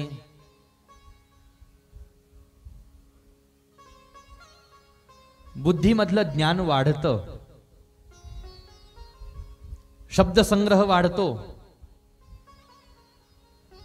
आणि मग ज्या वेळेला माणसाचा शब्दसंग्रह वाढायला लागतो, बुद्धीमधलं ज्ञान वाढायला लागतं, ग्रंथाच्या माध्यमातून विविध माहिती होते, सिद्धांताची विविध कथानक माहिती होतात, विविध नियम माहिती होतात माणसाला. मग माणसाला गप्प बसवलं जात नाही. आणि मग कोणी नाही विचारलं तरी आपली बडबड सुरू होऊन जाते, आपलं सांगणं सुरू होऊन जातं, आपलं ज्ञान आपण समोरच्याला द्यायला लागतो. बऱ्याच वेळेला ही कृती नकळत घडत असते. याला कारण काय? याला कारण आपलं ते अध्ययन चाललेलं आहे, आपलं वाचन झालेलं आहे, आपलं मनन चिंतन जर झालेलं आहे, ते बुद्धीमध्ये प्रकाश पडला, बुद्धीला ते ज्ञान झालं, तेवढी माहिती एकत्र जमा झाली ना. आणि मग जेवढी माहिती झाली तेवढं मग शांत बसवलं जात नाही, मग बोलवलं जातं. पण या भानगडीमध्ये काय होतं की बऱ्याच वेळेला अनाधी कार्यासमोर सुद्धा ज्ञान आपल्याकडून, आपल्या मुखातून बाहेर पडलं जात असतं. आणि एक गोष्ट लक्षात घ्या, आपण कितीही साधना करणारी असो, आपल्याला साधने संबंधात कितीही तळमळ असली आणि आपल्याला सत्संगाचं कितीही महात्म्य माहीत असलं तरी सुद्धा, आपल्याला भक्तीचं महात्म्य कितीही माहीत असलं तरी सुद्धा, आपल्याला देवाच्या भक्तीबद्दल कितीही जरी आस्था, कळकळ, तळमळ असली तरी सुद्धा अश्रद्धावान, ज्याच्या मनामध्ये आस्था नाही, विश्वास नाही, प्रेम नाही, भाव नाही, अभाविका समोर आपली भक्ती आपण प्रगट करू नये. अश्रद्धावानासमोर आपलं प्रेम आपण प्रगट करू नये. खरी प्रेमाची कुशलता कशात आहे? खरी भक्तीची कुशलता कशात आहे? खरं ज्ञानाचं लक्षण काय आहे? आपल्या जवळ किती ज्ञान आहे हे समोरच्याला कळालं नाही पाहिजे. ही ज्ञानी व्यक्तीची कुशलता. भक्ताची कुशलता काय आहे? मी किती भक्ती करतो, मी किती साधना करतो, हे समोरच्याला कळालं सुद्धा नाही पाहिजे. आणि माणसांची होड लागलेली असते, मी किती जप करतो हे सांगायची, मी किती तप करतो हे सांगायची, मी किती पारायण करतो हे सांगायची, मी किती सेवा करतो हे सांगायची माणसाची होड लागलेली असते. भक्ती ही प्रदर्शनाची, ज्ञान ही प्रदर्शनाची, वैराग्य ही प्रदर्शनाची, प्रेम ही प्रदर्शनाची गोष्ट नाही. आत्मिक समाधानासाठी या साऱ्या गोष्टींची योजना आहे. म्हणून जे माझ्यासारखे किंवा जे आपल्यासारखे भक्त असतात, भाविक असतात, आता हे स्वाभाविक आहे की भाविकाच्या मनामध्ये भाव स्थिर राहू शकत नाही किंवा तो त्याला लपवून ठेवू शकत नाही. चटकन त्याला सांगावं वाटतं, कोणाला तरी चटकन त्याला बोललं जातं. या साऱ्या गोष्टी जरी होत असल्या तरी सुद्धा अश्रद्धावानासमोर जर का आपल्याकडून हे सारं बोललं गेलं तर याच्यामध्ये आपल्याच भक्तिभावाची आणि आपल्याच भगवंताची, भगवन नामाची जी आहे अपकीर्ती होत असते, अपमान होत असतो, अनादर होत असतो. माणसांना काय आहे अहो, समोरच्याला काय माहीत भक्तीचं स्वरूप, समोरच्याला काय माहीत भावाची अवस्था, नामाचं महात्म्य माहीत नाही, भगवंताचं तत्व माहीत नाही. आणि अशा वेळेला जर का आपण त्याच्या समोर काही बोलण्यात आलं, अशा एका दृष्टीने सांगितलं, मग दुसऱ्या बाजूला असंही सांगितलं की आपण जे करतो ते दुसऱ्याला सांगावं जेणेकरून त्यालाही प्रेरणा होते, मग तोही करायला लागतो, असंही सांगितलं. पण जास्तीत जास्त प्रयत्न करायला सांगितला. हे कशासाठी? धृतराष्ट्राच्या मनबुद्धीवरती विदुर काकांच्या उपदेशाचा प्रभाव होत नाही हे विदुर काकांच्या लक्षात आलं. उपदेश देणं बंद केला.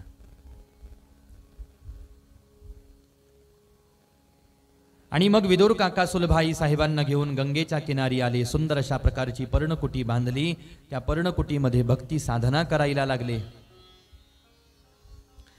विदुर काकांना एक दिवस माहिती मिळाली की ज्या भगवंतांना प्रसन्न करण्यासाठी मी या गंगेच्या किनाऱ्यावरती आलेलो आहे ते अनंत ब्रह्मांड नायक भगवान गोपाल कृष्ण पांडवांचा दूत म्हणून शिष्टाई करण्यासाठी हस्तिनापुरामध्ये येणार आहेत. आनंद झाला विदुर काकांना. सुलभाई साहेब म्हणतात, का हो, जायचं आहे का आपल्याला भगवंताच्या दर्शनासाठी हस्तिनापुरामध्ये? म्हटले, जायचं आहे सुलभा. मी देवाच्या दर्शनाला निघालो की मी तुला सुद्धा माझ्यासोबत घेऊन निघणार आहे. ऐकल्याबरोबर सुलभाई साहेब म्हणायला लागल्या, मग आपण एक काम करू ना. म्हटले, काय? अहो, भगवंत आपल्या एवढ्या जवळच्या प्रदेशामध्ये येणार आहेत. पुन्हा पुन्हा तर काही देवाचं येणं होत नाही. असं निमित्ताने आता देवाचं आज येणं होत आहे. आपण एक काम करू, भगवंतांना आपल्या घरी बोलावून घेऊ. त्या निमित्ताने भगवंत घरी येतील, देवाचे पाय आपल्या घराला लागतील, देवाची सेवा करण्याची संधी आपल्याला मिळेल. थोडं फार काही आपण देवाला देऊ, भगवंत आपण दिलेल्या वस्तूचा प्रसादाचा स्वीकार करतील. तेवढंच मनाला समाधान. भक्ताला काय लागत असतं महाराज? मी किती पद्धतीनं आणि कशा पद्धतीनं सेवा करू शकतो याच्या पुढे जाऊन भक्ताला काही सुचतच नाही. काय काय देऊ, काय काय करू, कशा कशा पद्धतीनं सेवा करू, हेच तर भक्तिभावाचं लक्षण आहे.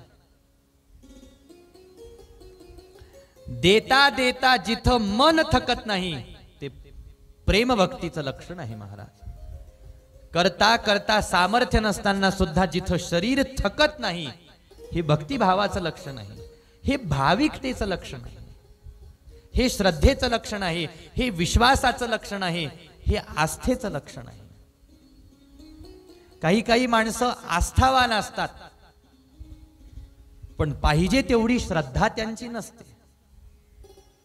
काही काही माणसं आस्थावान असतात, श्रद्धावान सुद्धा असतात पण पाहिजे तेवढा भक्तिभाव नसतो.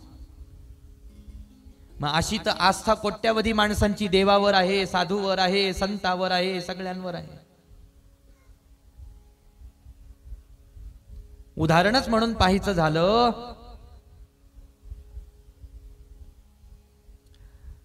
जाऊ द्या. म्हणून सगळ्यात सोपी गोष्ट अशी आहे पहा की सुलभाई साहेबांच्या मनामध्ये भक्ती प्रेम असल्याचा परिणाम असा झाला की आपण सेवा करू, देवाला घरी बोलावू म्हटले असा माझा विचार आहे.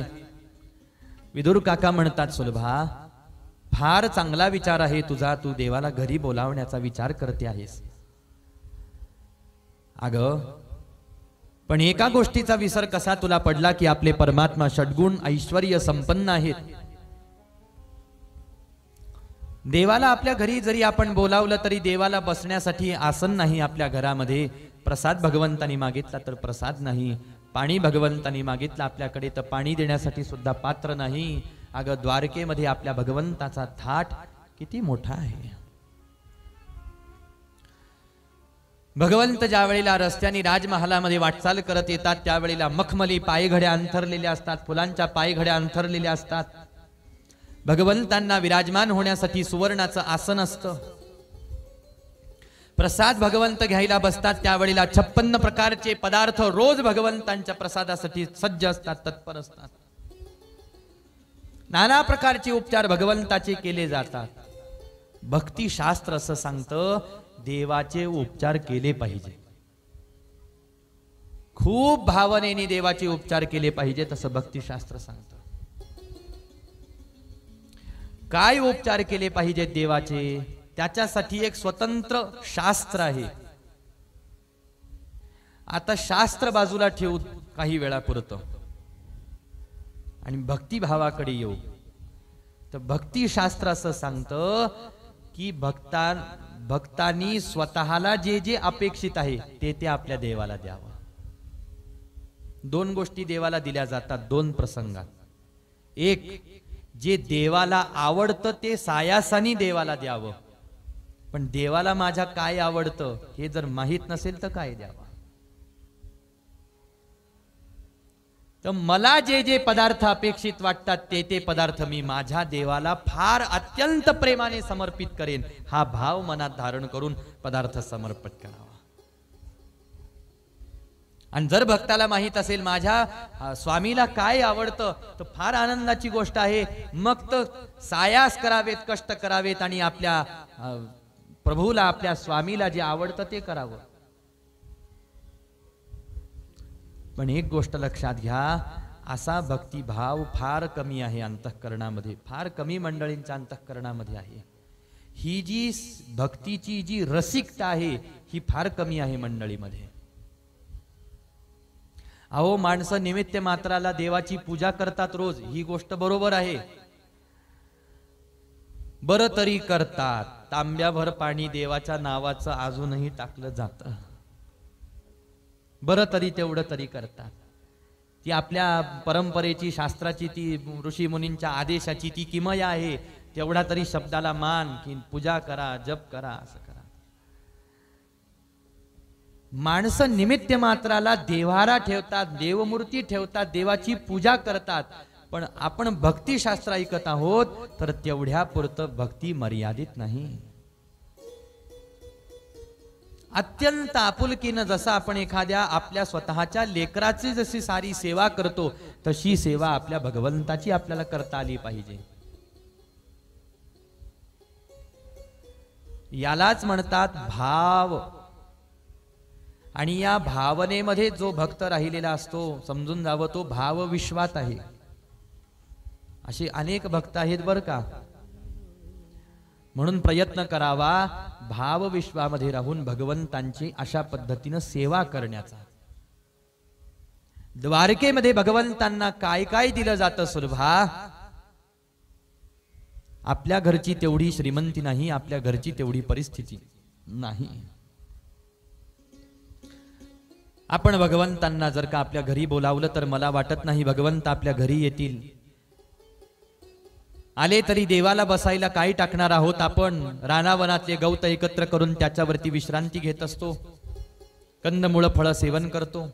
म्हणून सुलभा आपल्याला हस्तिनापुरामध्ये जायचं आहे, फक्त देवाचं दर्शन घ्यायचं आणि वापस यायचं आहे. देवाला घरी बोलवायची चूक आपल्याला करायची नाही.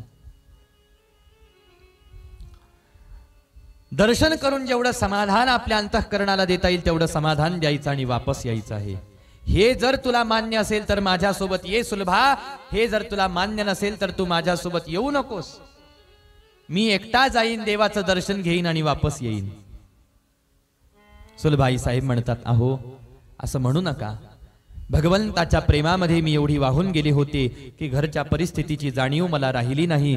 कृपा करा आणि मला तुमच्या सोबत तुम्ही घेऊन चला. दोघही जण हस्तिनापुरामध्ये येण्यासाठी निघाले.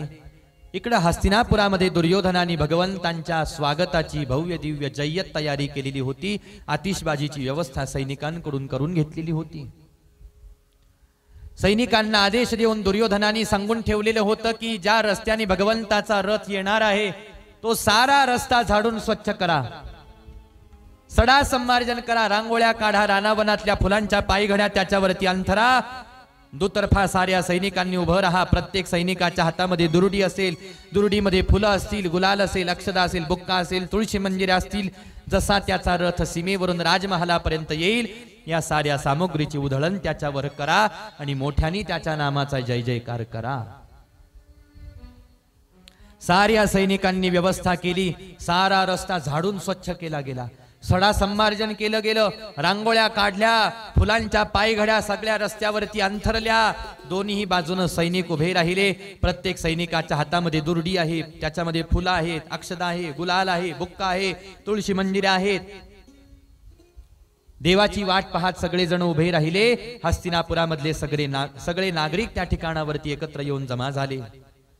एवढ्या वेळामध्ये विदुर काका आणि सुलभाई साहेबांचं आगमन त्या ठिकाणावरती झालेलं आहे. हजारो भक्त त्या ठिकाणी एकत्र जमा झालेले विदुर काका आणि सुलभाई साहेबांनी पाहिले. उभं राहण्यापुरती जागा दोघांनाही मिळेनाशी झालेली आहे. धक्काबुक्की चाललेली आहे, लोटालाटी चाललेली आहे. लक्षात आलं दोघही जण त्या गर्दीमधून पाठीमाग आले आणि एका झुडपाच्या सावलीमध्ये उभे राहिले. सुलभा, पाहिलंस का आपल्या भगवंताला पाहण्यासाठी इथं किती भक्त जमा झालेले आहेत. एवढ्या साऱ्या गर्दीमधून भगवंताचं दर्शन आपल्याला होईल की नाही असं मला वाटतं आहे. आणि तू तर म्हणत होतीस की भगवंतांना आपण आपल्या घरी बोलावून घेऊ. मला वाटत नाही सुलभा भगवंत आपल्यासारख्याच्या घरी कधी येतील म्हणून. देवानी घरी यावं यासाठी भक्त काय करत नाहीत. जेवढं सारे भक्त मंडळी करतात त्यापैकी तुझ्या आणि माझ्याकडून तर काहीच घडलं नाही सुलभा. आपल्याकडून अधिक दान धर्म झाला नाही, तीर्थयात्रा झाली नाही, संत सेवा झाली नाही, अधिक नामाचं संकीर्तन झालं नाही, अधिक कथा श्रवण आपल्याकडून झालं नाही. यापैकी काहीच जर का आपल्याकडून झालेलं नाही सुलभा तर भगवंत कशी आपल्या घरी येतील मला सांग. दोघांचा संवाद चाललेला होता. एवढ्या वेळामध्ये भगवंताचा रथ सीमेपर्यंत येऊन पोहोचला. ज्या वेगामध्ये सीमेपर्यंत आला त्याच वेगामध्ये राजमहालाच्या दिशेने धावायला लागला. भगवंताच्या रथावरती फुलांची उधळण, अक्षदांची उधळण, गुलालाची उधळण, तुळशी मंजिऱ्यांची उधळण सुरू झाली. बुक्क्याची उधळण करायला सैनिकांनी आरंभ केला आणि सारे सैनिक मोठ्याने भगवंताच्या नामाचा जय जयकार करायला लागले. गोपाल कृष्ण भगवान, गोपाल कृष्ण भगवान, गोपाल कृष्ण भगवान. भव्य दिव्य आतिषबाजीला आरंभ झालेला आहे. परंतु रथामध्ये बसलेल्या भगवंताचं कुणाकडे लक्ष नाही. कोण माझ्यावर फुलं उधळते, कोण बुक्का उधळते, कोण तुळशी मंजिऱ्या उधळते, कोण माझ्या नामाचा जय जयकार करतय हे पाहण्याकडे भगवंताचं लक्ष नाही. एकटक भगवंत रस्त्याकडे पाहत होते. भरधाव वेगामध्ये जाणारा भगवंताचा रथ ज्या वेळेला विदुर काका आणि सुलभाई साहेबांसमोरून जायला लागला त्यावेळेला कोणाकडेही न पाहणाऱ्या भगवंतांनी मात्र विदुर काका आणि सुलभाई साहेबांकडे वळून पाहिलंच. जसंच भगवंतांनी वळून पाहिलं दोघही जण आनंदाने नाचायला लागले. दोघांच्या डोळ्यातून आनंदाचे अश्रू बाहेर पडायला लागले. सुलभा, सुलभाग भगवंतानी आपल्याकडे पाहिलंय, सुलभा भगवंतानी आपल्याकडे पाहिलं. अहो मला असं वाटलं की तुम्हीच नाही पाहिलं की भगवंतानी आपल्याकडे पाहिलंय. कधी कधी दोघांना मोठ्याने नामस्मरण करावं वाटायला लागलं, कधी कधी शांत बसून राहावं वाटायला लागलं, कधी जनामध्ये राहावं वाटायला लागलं, कधी विजनामध्ये राहावं वाटायला लागलं. आपल्याला काय होत आहे काय नाही हे कळण्याच्या अगोदर दोघांची पावलं गंगेच्या किनारी असलेल्या आपल्या पर्णकुटीकडे पडायला लागली. भगवंताचा रथ राजमहालापर्यंत येऊन पोहोचला. रथामधून भगवंत खाली उतरले, राजमहालामध्ये प्रवेश केला. पांडवांचा दूत म्हणून शिष्टाई करण्यासाठी जे परमात्मा राजमहालामध्ये आलेले होते, त्या भगवंतानी पांडवांच्या बाजूनं बोलत असताना आपली शिष्टाई दरबारामध्ये प्रदर्शित केली. दुर्योधनासमोर हे राज्य तू माझ्या पांडवांना द्यावं यासाठी नाना प्रकारचे पर्याय भगवंतानी दिले. ते पर्याय दुर्योधनाने अमान्य केले. आणि भगवंत बोलत असतानाच दुर्योधन म्हणायला लागला, कृष्णा, सुईच्या टोकावर मावेल एवढी भूमी सुद्धा मी पांडवांना देणार नाही. आपल्या शब्दाचा अवमान करून दुर्योधन हे राज्य पांडवांना द्यायला तयार नाही हे भगवंताच्या लक्षात आल्याबरोबर शिष्टाई करणं भगवंतांनी बंद केलं आणि आपल्या आसनावरून ताटकन उठले आणि रागारागाने राजमहालाच्या बाहेर जायला लागले. दुर्योधनाच्या हे लक्षात आल्याबरोबर दुर्योधनाने सैनिकांना सांगितलं, अरे माझं तोंड काय पाहत उभे आहात, रोका त्याला कोणीतरी. सारे सैनिक भगवंतांना रोखण्याचा प्रयत्न करायला लागले. एका सैनिकाला मागे ओढलं, प्रसाद घेऊन जा, प्रसाद घेऊन जा अशी प्रार्थना करा त्याला. सगळे सैनिक प्रार्थना करायला लागले, भगवंता प्रसाद घेऊन जा, भगवंता प्रसाद घेऊन जा. मला या ठिकाणी प्रसाद घ्यायची इच्छा नाही, मला आग्रह करू नका. पुन्हा दुसऱ्या सैनिकाला मागे ओढलं, प्रसाद घेऊन जा, प्रसाद घेऊन जा. कोरड्या बोंबा काय मारता, 56 प्रकारचे भोग त्याच्यासाठी तयार केलेले आहेत, यादी ऐकवा त्याला. भोगांची यादी कानावरती येऊन पडायला लागली भगवंताच्या. त्यावेळेला भगवंतांना राहवलं नाही आणि भगवंतांनी त्रिवार निक्षून सांगितलं, मला या ठिकाणावरती प्रसाद घ्यायची इच्छा नाही नाही नाही. आता मात्र जे भीष्माचार्यांसारखे द्रोणाचार्यांसारखे जे भक्त होते ते हात जोडून भगवंतांना विचारायला लागले, भगवंता तुम्हाला या ठिकाणी प्रसाद घ्यायची इच्छा नाही, आमचं काहीच म्हणणं नाही, आता आम्ही तुम्हाला आग्रह करणार नाही, पण जाता जाता एक सांगून जा, तुम्ही उपवाशी तर राहणार नाही ना, प्रसाद तर तुम्हाला घ्यावाच लागेल आणि तुम्ही घेतालच. तुम्ही प्रसाद घेण्यासाठी जाणार आहात कुणाचे घरी, जाता जाता एवढ्या प्रश्नाचं उत्तर द्या बस. विचारणाऱ्याच्या प्रश्नाचं तर उत्तर भगवंतांनी दिलंच नाही. उलट रथावर बसलेल्या उद्धवजी महाराजांकडे पाहून भगवंत म्हणतात, उद्धवा, उद्धवजी चलो विदुरा घर जावे, उद्धवजी चलो विदुरा घर जावे, उद्धवजी चलो विदुरा घर जावे, उद्धवजी चलो विदुरा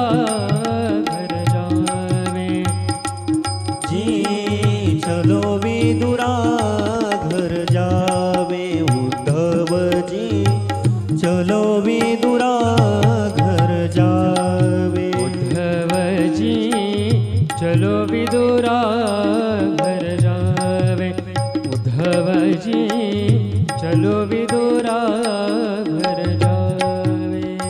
शबरी के बेर सुदाम जी के चावल, शबरी के बेर सुदाम जी के चावल, रुचि रुचि भोग लगावे, चलो विदुरा घर जावे, उद्धवजी चलो विदुरा घर जावे, उद्धवजी चलो विदुरा घर जावे. रथावर परमात्मा विराजमान झाले. उद्धवजी महाराजांनी रथ हाकण्यासाठी आरंभ केला. विदुर काकांच्या घराच्या दिशेने रथ जायला लागलेला आहे. पण उद्धवजी महाराज विचार करायला लागले, आज देवाची लहर कस काय फिरली.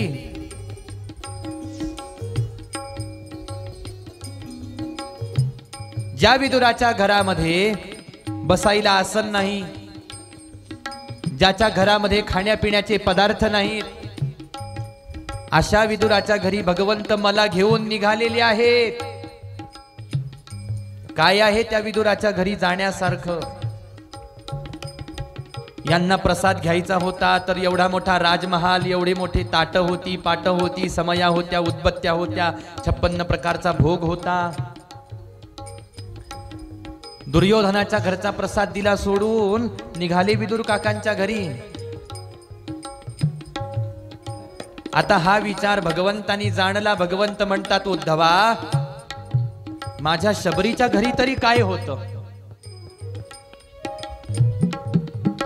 बरं असंही नाही की शबरी एखादी तरुण स्त्री होती म्हणून भगवंत गेले असतील, जेणेकरून तिच्या हातून सुग्रास अन्न पदार्थ प्रसाद तयार त्या ठिकाणी सज्ज करून ठेवलेला असेल, सर्व प्रकारची सामुग्री सज्ज करून. पण शबरी माता तर अत्यंत वयोवृद्ध आहे, वयस्कर आहे, मुखात दात राहिले नाही, थोडे फार असतील. अवस्था अशी झालेली आहे, कित्येक दिवसापासून तेल कंगवा सुद्धा केलेला नाही महाराज. सगळ्या जटा झालेल्या आहेत नुसत्या. मळके वस्त्र अंगावर आहे. रानावनातले कंदमुळ फळं, त्यातल्या त्यात विशेषतः बोर आणलेत असं वर्णन केलं. बरं ते सरळ देवाला दिले असं नाही, अगोदर स्वतःच्या मुखात घातले आणि मग उष्टे दिले देवाला. पण ते किती आवडीनं, रुची रुची भोग लगावे.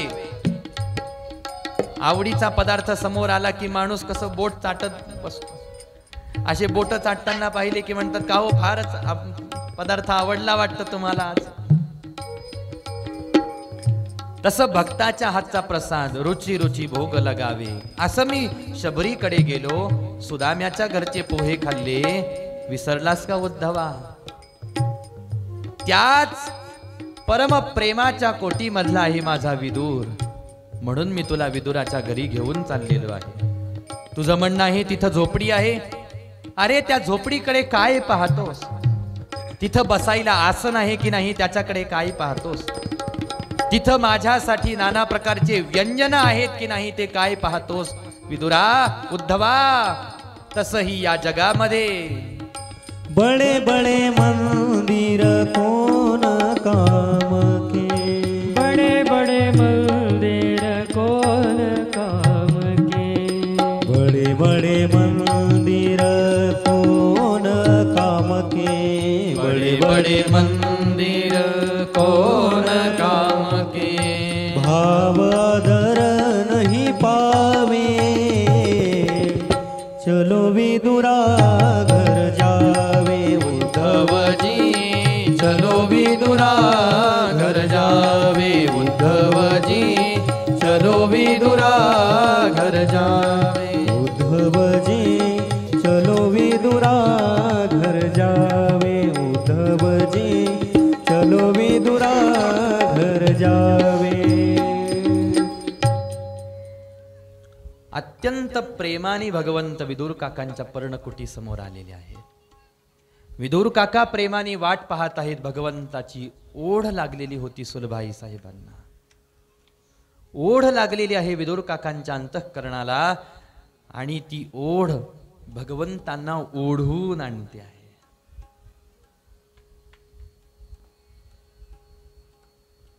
वर्णन असं आलं की ज्यावेळीला भगवंत आले ना, त्यावेळीला विदुर काका घरी नव्हते. सुलभाई साहेब घरी होत्या. भगवंत आले. झोपडीचं दार भगवंतानी ठोठावलं. ज्या महात्म्यांना हे दर्शन, हा भाव प्रकट झाला महाराज, त्यांनी हा कथा भाग वर्णन करून सांगितला की त्यावेळेला सुलभाई साहेब स्नान करत असतील अथवा वस्त्र परिधान करत असतील, पण शरीर झाकण्यास एवढं जे पूर्ण वस्त्र अंगावर असतं तसं पूर्ण वस्त्र सुलभाई साहेबांच्या अंगावर नव्हतं. आता जसाच आवाज आला, ध्यान तर देवाचं चाललेलं होतं, देह भावावरच नाहीत ना. धावत पळत आल्या, झोपडीचं द्वार उघडलं, भगवंतांना पाहिलं. या देह भावाचा लय त्याच वेळेला झाला ज्या वेळेला भगवंतांनी वळून पाहिलेलं होतं सुलभाई साहेबांकडे, विदुर काकांकडे.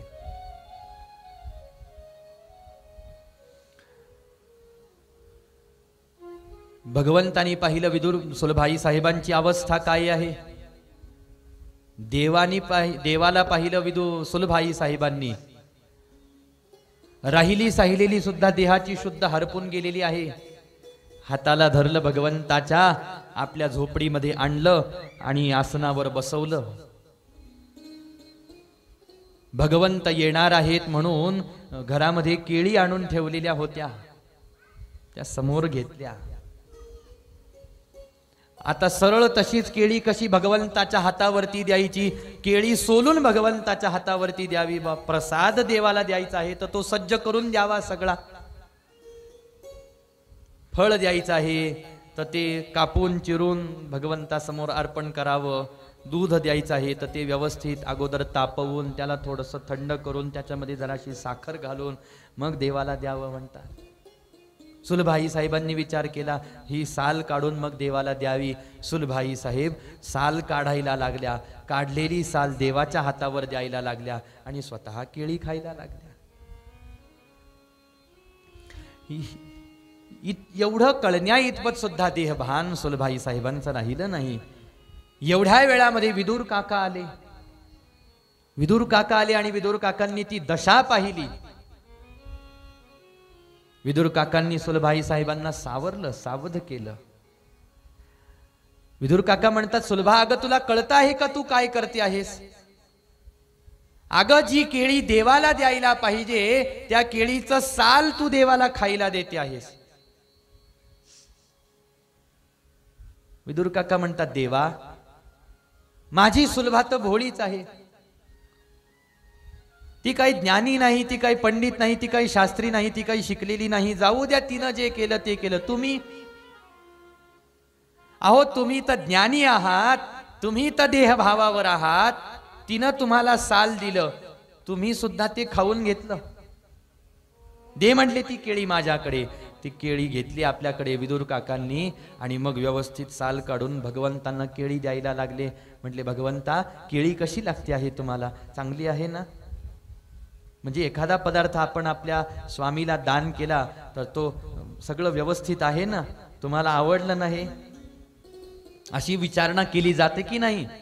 तसं विदुर काकांनी शिष्टाचाराने विचारलं, देवा हे मी आणलेलं आहे, ही केळी चांगली आहे ना, आवडली ना, गोड आहे का तुम्हाला आंबट लागते आहे. तर भगवंतांनी एकच उत्तर दिलं, विदुरा सुलभेच्या हातून केळीचं साल खाण्यामध्ये जी चव मला येत होती ती तुझ्या हातून प्रत्यक्ष केळी खाण्यात सुद्धा नाही.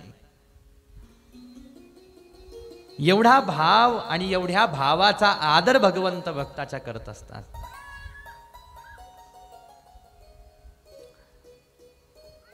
संतांनी दुसऱ्या ठिकाणावरती वर्णन करून ठेवलं की भगवंत ज्या वेळेला विदुर काकांच्या पर्णकुटीमध्ये आले त्यावेळेला विदुर काकांच्या घरामध्ये कण्या शिजत होत्या आणि त्या कण्या भगवंतांना देण्याजोग्या नाहीत हे विदुर काकांना ठाऊक होतं.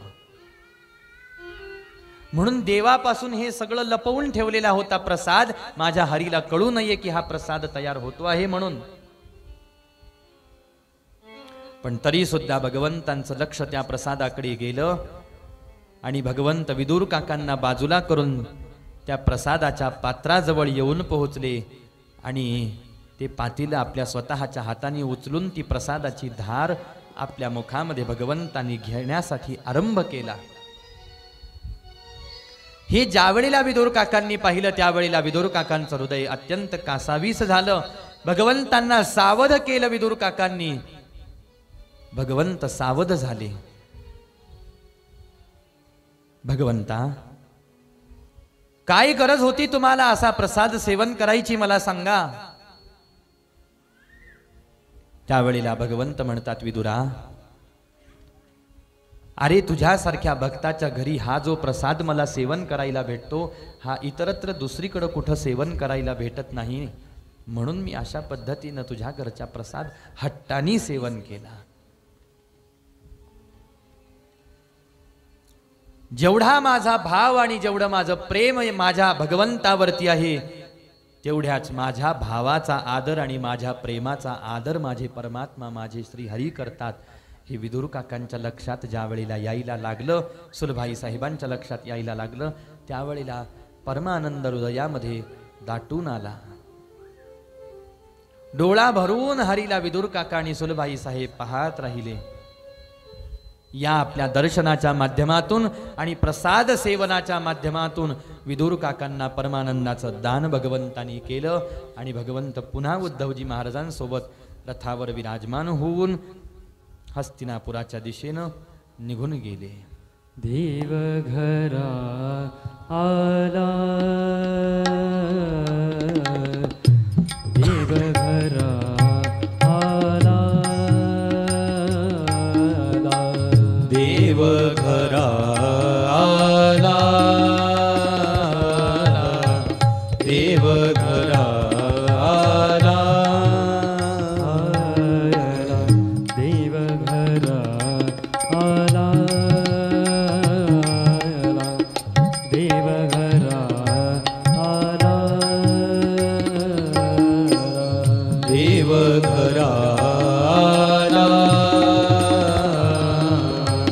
देवघरा आला.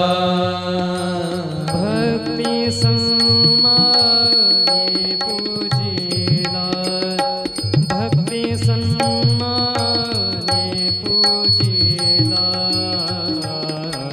देवघरा आला, देवघरा आला, देवघरा आला. भक्ती सन्माने पूजिला, भक्ती सन्माने पूजिला, देवघरा आला,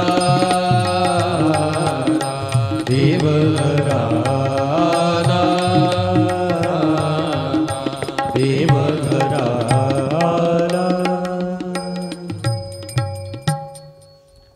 भक्तिभावाने भगवंताची सेवा किंवा अर्चन पूजा विदुर काकांनी केली.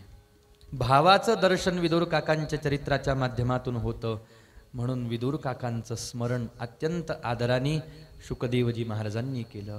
असे विदुर काका तीर्थयात्रेला कसे जातात, मैत्रेयांच्या आश्रमात कसे जातात, मैत्रेयजी महाराजांना काही प्रश्न विचारतात, त्याचं उत्तर कसं देतात मैत्रेयजी महाराज, ते आपण उद्या श्रवण करू.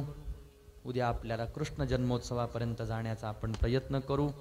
समासव्यास योगतः या नियमाने आपण भागवताला कृष्ण जन्मापर्यंत घेऊन जाऊ. भगवंताची आज्ञा मानू, श्री सद्गुरूंची आज्ञा मानू आणि या ठिकाणी आजच्या सेवेला आपण पूर्ण विराम देऊ. ऐका महिमा आवडीची, बोरे खाय बिल्लणीची. ऐका महिमा आवडीची, बोरे खाय बिल्लणीची. ऐका महिमावडीची, बोरे खाय बिल्लणीची.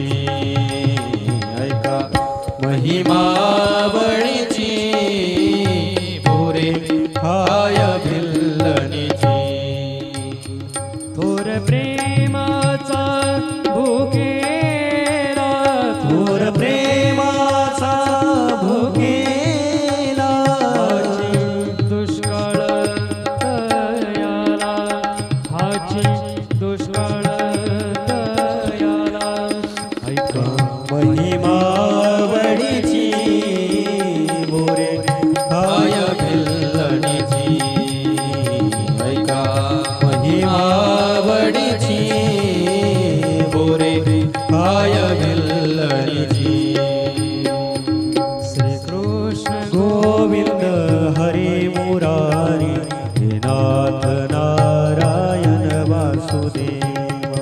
कृष्ण गोविंद हरे मुरारी हे नाथ नारायण वासुदेव हे नाथ नारायण वासुदेव हे नाथ नारायण वासुदेव हे नाथ नारायण वासुदेव हे नाथ नारायण वासुदेव श्री कृष्ण गोविंद हरे मुरारी हे नाथ नारायण वासुदेव हे नाथ नारायण वासुदेव हे नाथ नारायण वासुदेव